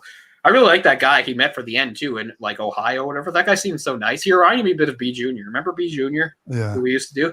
The guy kind of reminded me of him. He was really friendly and nice, and he had all this cool glass case that he kept it in. I'm pretty sure actually that was the one that the last one he got was the one we mentioned, was that track and field or sports events or whatever. I think that's where he got that. Don't know what he paid for. Yeah, he got it was like in really good condition too, the one he got. Yeah, but he does some other stuff. Actually, when I was in Sydney just last month, I was watching part of the show because he was doing this thing where he works with people and he does the same thing where he hunts down stuff, but he was doing toys this time. The idea was it was for charity auctions. And he was hunting down, various sorts of toys. There's and it showed this really amazing store in Toronto that I'd, kill to go to that has just all these retro toys, games too, I'm sure, but they were showing the toys. Is it Action Figure Adventure? Does that sound right? Yeah, probably. Cool. I didn't realize he'd done other stuff like that. I'll have to watch it. Yeah. That's a fun doc, though, if you guys are interested. It's not on Prime anymore for free, but you can rent it or you can buy it for $1. Yeah. I don't think I have it now, but for a while I had this channel that actually is kind of video game oriented. I can't remember what it was called, where you could actually watch people do tournaments and stuff like that. It came on there. I don't get it. My parents get it. My parents get all these channels they don't watch. It's funny. And I don't know that the ones we used to have exist anymore. There were maybe a couple of dedicated game channels. I think G4 was one of them. Maybe that was the one. I don't know. Now this one was, I think it was Canadian because it seemed somewhat Canadian centric. Like it was about games, but it had a lot of Canadian stuff in it. I don't know. Although sometimes, I'm not sure. I know sometimes like some of the American channels have Canadian programming in them if you're in Canada, like PBS. Mm-hmm. Although not always, because for instance, speaking of Sesame Street, when I grew up watching Sesame Street, it came on PBS, but it also came on CBC. And the CBC version was only Canadian Sesame Street, whereas PBS, every once in a while, they play Canadian Sesame Street. It's weird. Wait, so there was a different version of Sesame Street that was Canadian? Well, it was weird because it was still integrated with the other show. It was almost like it was understood that it was like a spin-off that was still in the same world. Oh. It was just sort of like, here's another, like, this is obviously not in, whatever. Man, I can't remember what I think it's called. Sesame Street. Yeah, this is not 123 Sesame Street anymore. This is some place in, I guess, probably Toronto, I guess. But the idea is it's still the same world, I guess. It has all the stuff you want, like a moose and a beaver and all that shit. But it acknowledges the other Sesame Street. And I'm pretty sure they did crossover stuff. I think Big Bird might show up every once in a while. It's hard to remember. Yeah, real quick. I'm just looking at the most expensive Nintendo games. Yeah, give me the top 10.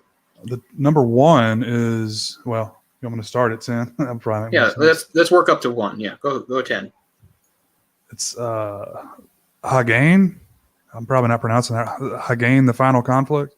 Okay, right. Yeah. Goes for $6,000 is the top.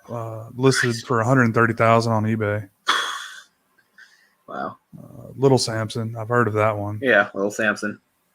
Really interesting box. The Flintstones Surprise at Dino Peak. 94. That's a late one. I think that's moved up. I don't think the last time I checked that was on there. I think that's recently moved up. But yeah, 94, that's basically the year they stopped making them for good. Even 93, it was a trickle. Stadium Events. Yeah. So that, and I think that's actually dropped a bit. I think Stadium Events used to be higher. I think it was top 5. But that was the one I've tried to make when I was talking about track and field or sports events. Stadium Events. Yeah. That's the title I was looking for. I'm pretty sure that's the last one that guy gets on his Nintendo Quest. I think that's the final one he gets. And let's see, the 1990 Nintendo World Championship Gray Edition. 90 were given away as prizes. I was going to say, there's a very limited amount of those. 90 of those, and the next one is the Gold Edition of the 1990 Nintendo World Championship, which only 26 of those exist. Wow. And then next, I thought those were going to be at the top, but number 4 is a sealed copy of Super Mario Brothers. Yeah, that was like number 3, I think, on that list I read about, of most paid or whatever. See, it's weird because I think most people probably had the combo of Duck Hunt Mario Brothers. Did you have that one? Yeah. That came with the console, I think. Yeah, my console came with the Mario Duck Hunt, 2 controllers, and the orange zapper. Yeah, me too. Some people I knew had a gray zapper. No, I had the gray zapper, sorry. But mine was orange. What I was fascinated with, and I never saw in person, was like the Rob thing. Like, did you ever see one of those in person? The Robbie thing? The Robbie robot thing? I have not. I've only seen pictures of it. Never seen it in person. It looks stupid. I didn't even know it existed for years. I was like, Nintendo was already dead by the time I knew that. We were probably in the 32-bit generation by the time I even found out that existed. I probably read it in a magazine somewhere. I was like, I never heard of that. Like, I went to lots of people's houses, and sometimes they had the gray phaser, but nobody had that thing. Yeah. Number 3 is Nintendo Power Fest 94. Another really limited run. Only 2 of those in existence out of 33 produced. Wow. There's probably more of those out there somewhere. And number 2, 1992 Nintendo Campus Challenge. It's funny that that's number 2, and I don't even remember that. That's on the SNES though. Oh, okay.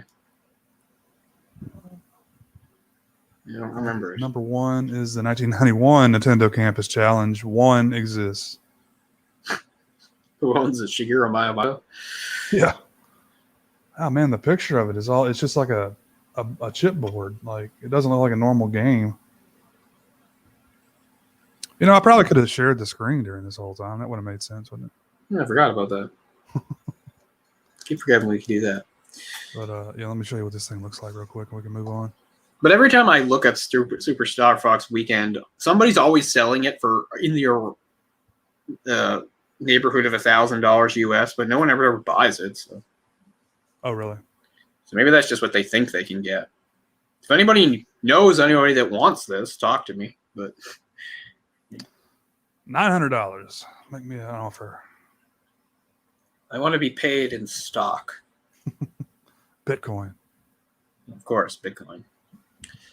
Wave of the future. But yeah, as I said, I always think about stuff I could have done when I was younger if you had the foresight. Mm-hmm. Oh man, I would have bought a bunch of Star Wars toys and not opened them. Exactly.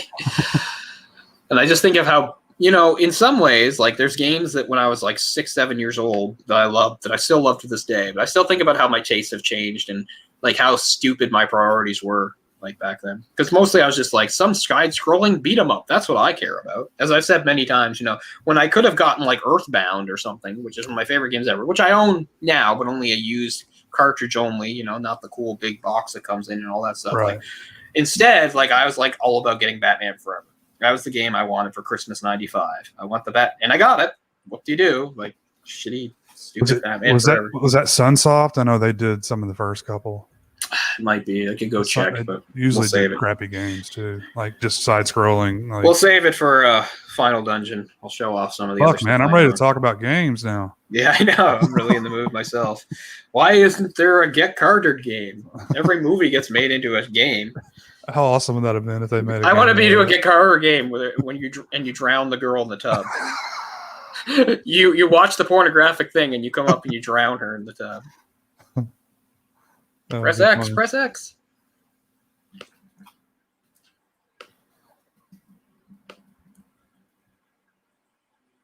Yeah, push X to drown. I can't remember her name again, but yeah. Glenda. Glenda, damn it.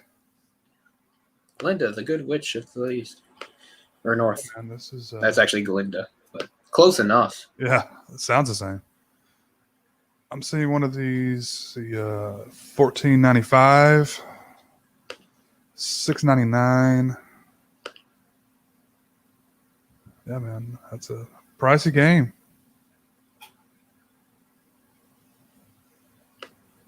And that's it. So yeah, but the Super Nintendo is where I feel like I really dropped the ball. NES is one thing, but Super Nintendo, these games are out there.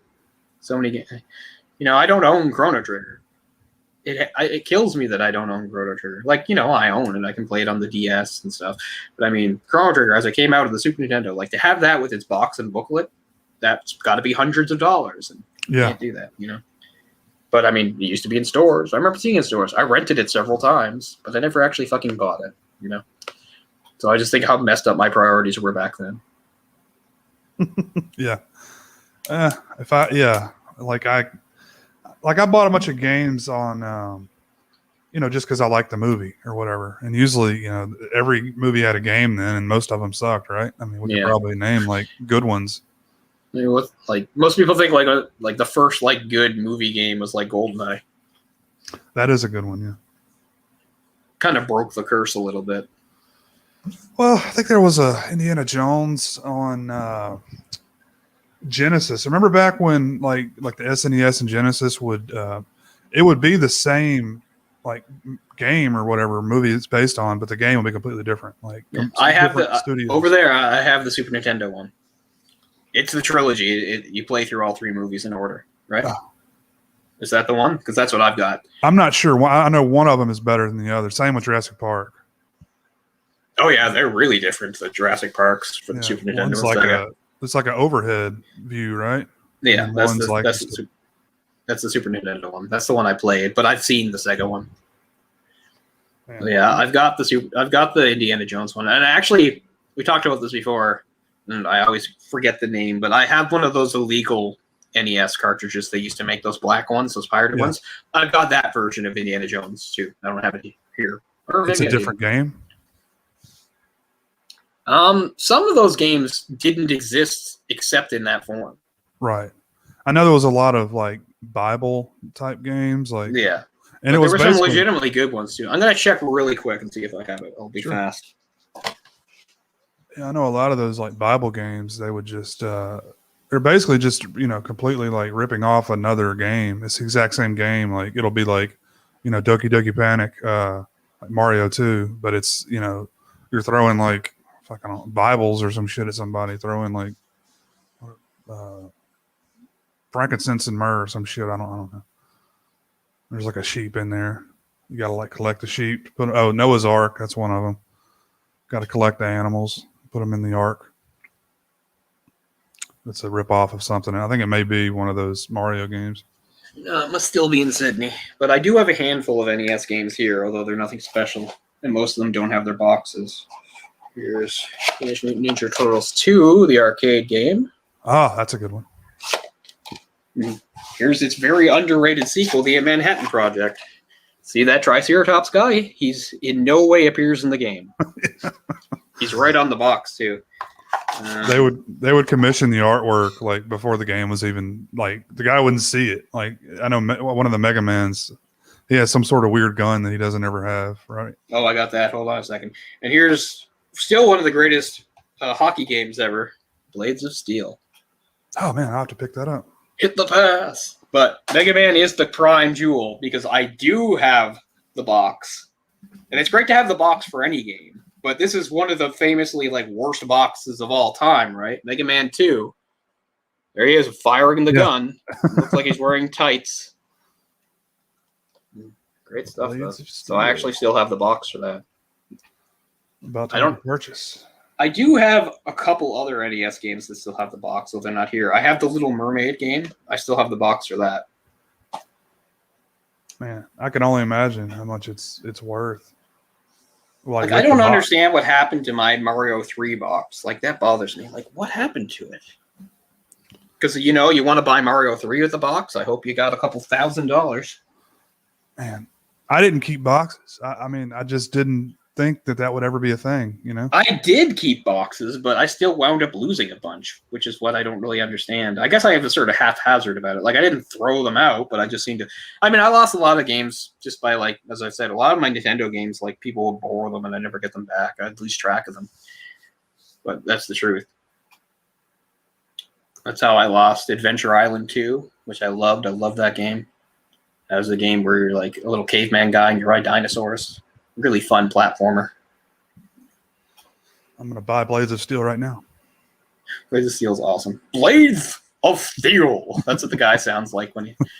That's a great game where if you get in a fight, if you lose the fight, you get the penalty. That's what's great. Oh, that's pretty cool. Characters would fight, and it's cool too because they would switch to a screen where they're much bigger fighting each other. But yeah, you lose. If you lose the fight, you're the one that gets. It's funny too, because after the screen switches back to the normal screen, and the character crumbles the ice, you literally see the ref grab him and drag him off the ice to the penalty box. Like, there's no penalties in that game except them. Like, there's no such thing as like getting called for a penalty. But if you lose a fight, you become penalized. It's funny. Hit the pass. Yeah, I picked up a bunch of sports games on the SNES just to try out that thing I got to see if it works. So far, I can't get the NES side of it to work, so hopefully the SNES side works. But yeah, Ryan has something like that too, but I haven't been able to find out how that works yet. I'm gonna clean these cartridges before I use them, and then I may play some of those. I just wanted to get something cheap. I got them like 10 games for like maybe $15, something like that. So pretty cool. I didn't spend a whole lot of money, but I just want to test it out. Apparently, one of those baseball games is supposed to be fun. So I got the box, but no booklet. The booklet is lost. Which one is that? The Mega Man. Mega Man. I don't think I have the booklet for anything. Even the ones that I have at least 2 or 3 others in a box. Like, I know I've got more. The other one I can remember is the Little Mermaid one. But as far as booklets go, I'm pretty sure Ryan still has his box for Mega Man 3. Captain Commando here. Look to me for up-to-date reports and all the exciting action games from Capcom. Yeah. So actually, that's Capcom. This is Konami. And the Turtles games are Konami as well. Although what's funny is 3 here shows Konami on it, but 2 shows Ultra, which was like an imprint sort of Konami. If it was Ultra, it meant it was like some division of Konami or something, or it was published by Konami. It's kind of interesting that this literally just says Ultra. It doesn't have Konami anywhere on it. But yeah, I wonder why they did that. Are they trying to branch out or something, or? I'll have to look it up sometime. But yeah, they did the Manhattan Project a year or 2 later. No more Ultra. But yeah, I'm dying to play this game again. I love this game. This is so underrated. I've found out a way I can stream games, so I'm gonna probably start streaming some sort of games coming up. Nice. Over on the Final Dungeon. So stay tuned for that, guys. Oh, awesome! Yeah, Speaking of stream, I will resume my Final Fantasy VII streaming. That was interrupted while I was in Sydney, and then trying to update my internet settings here so things will run more smoothly. But anyway, we can finish off Get Carter. It's nice having a little video game discussion, but we'll try to save some of it for the actual video game channel, The Final Dungeon, which, again, we got more content coming up for that, including hopefully a proper episode with Eric, who's also on that channel. Very cool. But yeah, I really like this movie. There's not a million things to say about it because it is sort of a straightforward revenge type movie, gangster type movie. But I really like Michael Caine in the role. He shows, I think it probably surprised a lot of people when he did it because it's probably pretty different from stuff he'd done before that. Mm-hmm. And if you're like us of our generation, used to Michael Caine as sort of a kindly old man, it's interesting to see him as sort of cold and intimidating and dangerous. Right. I mean, I could see some people may not get into the pacing because it is rather slow paced in the beginning. Yeah. And probably, that doesn't always work for me either. Sometimes I can get impatient with movies, but I think it works here. As I said, I like the idea that there's no violence for a long time. So it kind of gives more impact when the violence starts in a way. It kind of feels sort of abrupt and surprising. It's coming. It's a gangster movie, whatever like that. But it takes a while to get there. I appreciate that. I like that, during his investigation, it's just sort of a lot of almost somewhat tensely polite conversations before he finally, starts to get some actual answers to what happened. Mm-hmm. I appreciate all that.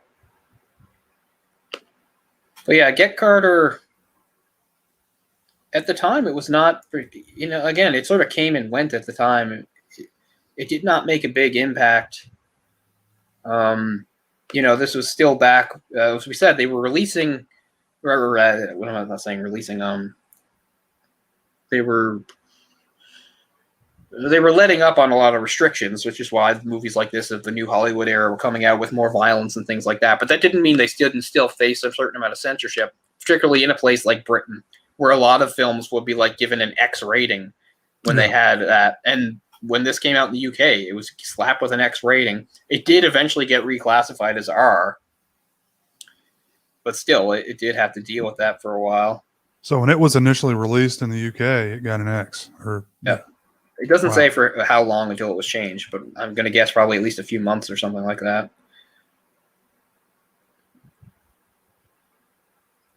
Looking here to see. Yeah, it was promoted. It was MGM. Sold distribution rights to the film in the U.S.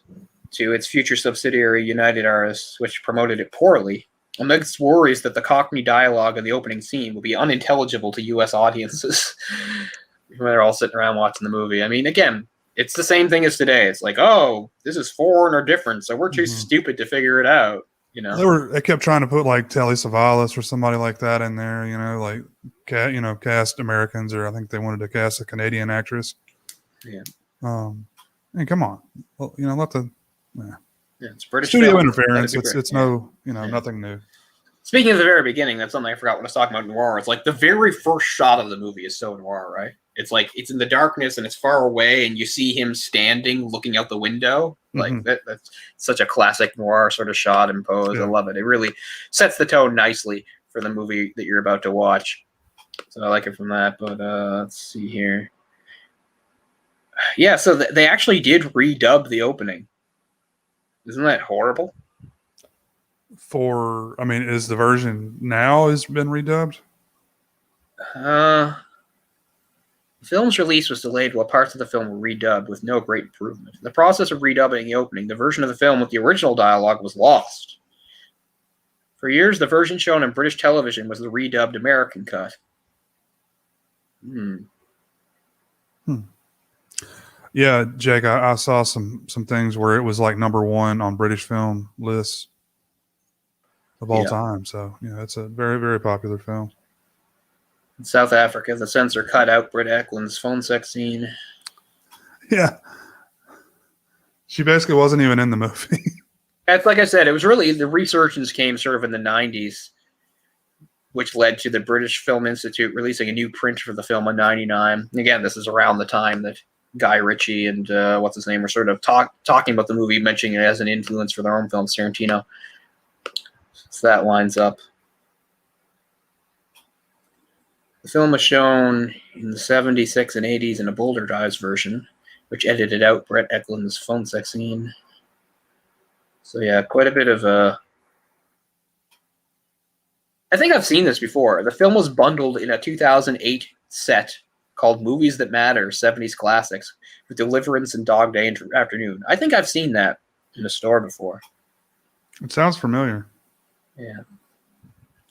It's funny. Dog Day Afternoon is another one of those really big, important ones of the 70s. It's one I don't like. I'm bored to tears by that movie. I don't like it at all. Very progressive film, though. Oh, right, yeah, because he's robbing the bank because he's trying to get money for sex assignment surgery. Mm-hmm. That's right. But I mean, it's also because it is based on a true story. Like, they didn't make it up. That's actually what happened. But it is progressive to even make a movie about it. So, yeah. That's the guy that died of cancer, right? Was married to Meryl Streep, I think.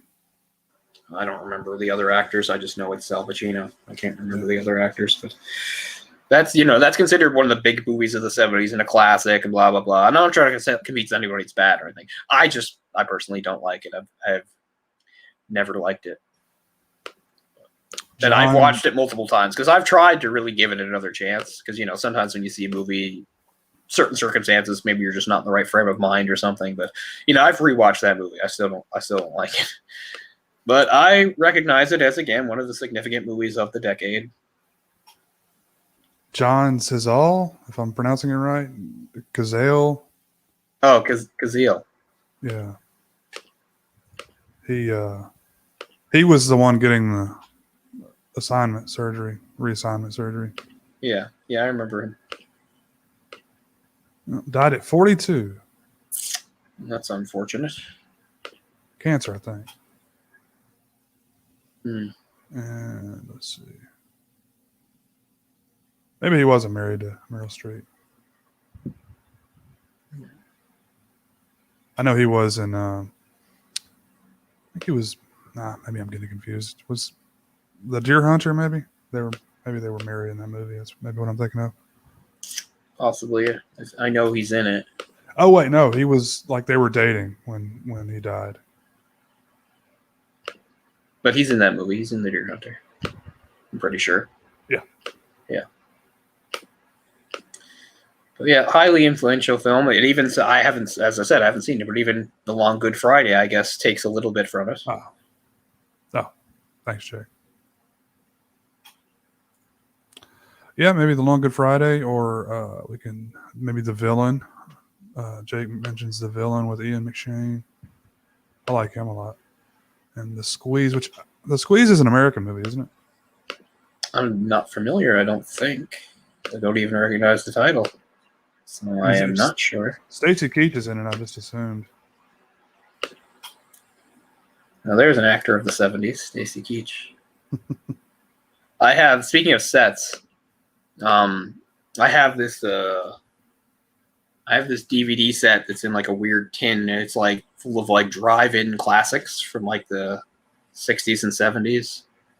And one of the movies is like, it's like, I think it even actually has drive-in in it. It's like called Drive-In Massacre. It's about some killer that kills people with a sword. Stacy Keach is in that. I think he's like a cop. It's so bad, it's like unwatchable. I actually like turned it off after like 15 minutes. It was so bad. But there's some good stuff in there. There was that one. Speaking of Bond girls again, the original Bond girl was that Ursula Andress. Mm-hmm. There's some movie with her in it. I think it's called Slave of the Cannibal God or something, where like these people wind up on an island and she's some sort of like queen or something. I don't know. I should look at that set again. I can't remember half the stuff that's on it.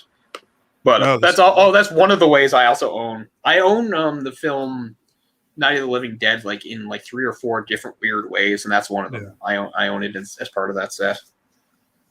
The Squeeze is British, so we can consider that one as well. I've never seen that. Yeah, I don't even know it. Don't know the title or anything. So yeah, we'll see what we can find for next time. Because yeah, it'd be good to do one more before we wrap up the series and move on to other things. Some more Asian films or something. Yeah. Sky's the limit. We won't be. Well, speaking of Asian, I know. Hopefully, in the next little while, we'll do some more live commentaries with some like martial arts action. Oh yeah, I've been hankering to do that. Although, unfortunately, on my Prime, a lot of the good like 70s ones have like disappeared for me, which sucks. Not all of them, but a lot of them. A lot of ones I had on my list, like they're not watchable anymore, which sucks. But there's still stuff to find. So in the near future, yeah, hopefully Jay and I can get together for a couple of those because those are fun. Yeah, definitely. I think that'll do it for Get Carter. I feel like there's stuff I've forgotten about. But I mean, it's like you said, it is what it is. You know, it's really, you can't really get philosophical or anything with a film like this. It's kind of straightforward. Yeah, no, not except like beyond like his actions and how much you're on his side or how much of a bad guy he is, et cetera, et cetera. But again, it was sort of at that time a little bit different from what we've seen in movies before. As we said, like the whole anti-hero thing had really probably started in noir films, but this is like an even like further sort of anti-hero, right? Like yeah. He's practically a bad guy himself. I mean, he kind of is. He just has a different sort of perspective and point of view and motivations from some of the other bad guys. So, kind of, it's different. And of course, now there's plenty of movies that are like that. But I think in 1971, it was probably kind of novel. And as I said, maybe a little shocking to some people, especially if they were familiar with Michael Caine's earlier work, to see him play such a character. I mean, at the end, you're going to say like it's the classic. And this goes beyond movies. Like if you're going back to like really classic tropes, like a revenge tragedy, you know, he's been wrong. There's a killing. He's going to make it right and kill a lot of people on the way, and he dies in the end. Well, you know, there's quite a few like Renaissance plays and probably even Greek tragedies that follow kind of the same blueprint there. So yeah, it's a tale as old as time. Mm-hmm. But one of the great things about things like that is there's always different ways to tell it and different ways to update it, different settings. And this is a really good example, I think, of that, of course, within the framework of British crime. So definitely we're glad to be able to include it on our series here because it's definitely one of the most important British crime films because it's almost the one that sort of kicked off the genre or helped it get taken seriously or whatever. I don't think you could really make any list of great British crime films without including it because it's so influential. You know, if you like Lock, Stock, and Two Smoking Barrels, you know, that's a bit of a comedy, but it still has some of the elements seen here in it too. Yeah. So I guess that'll do it. All right, guys. Thanks for watching. And we'll try to come back next week, hopefully. Yeah, definitely get some consistency going after some time off. And keep your eyes peeled on Twitter and stuff, and we'll try to make announcements regarding the other channel too. And just, you know, maybe stuff on Jay's channel or mine, just to do like some live commentaries. You know, this is my first time on the air in a long time. I know Jay's kept busy doing some other stuff, but so I've got a hankering to do more stuff. Mhm. So beyond planned shows like this, some of that just off the cuff stuff that we do. So keep a lookout for that, and we'll see you next time. See ya.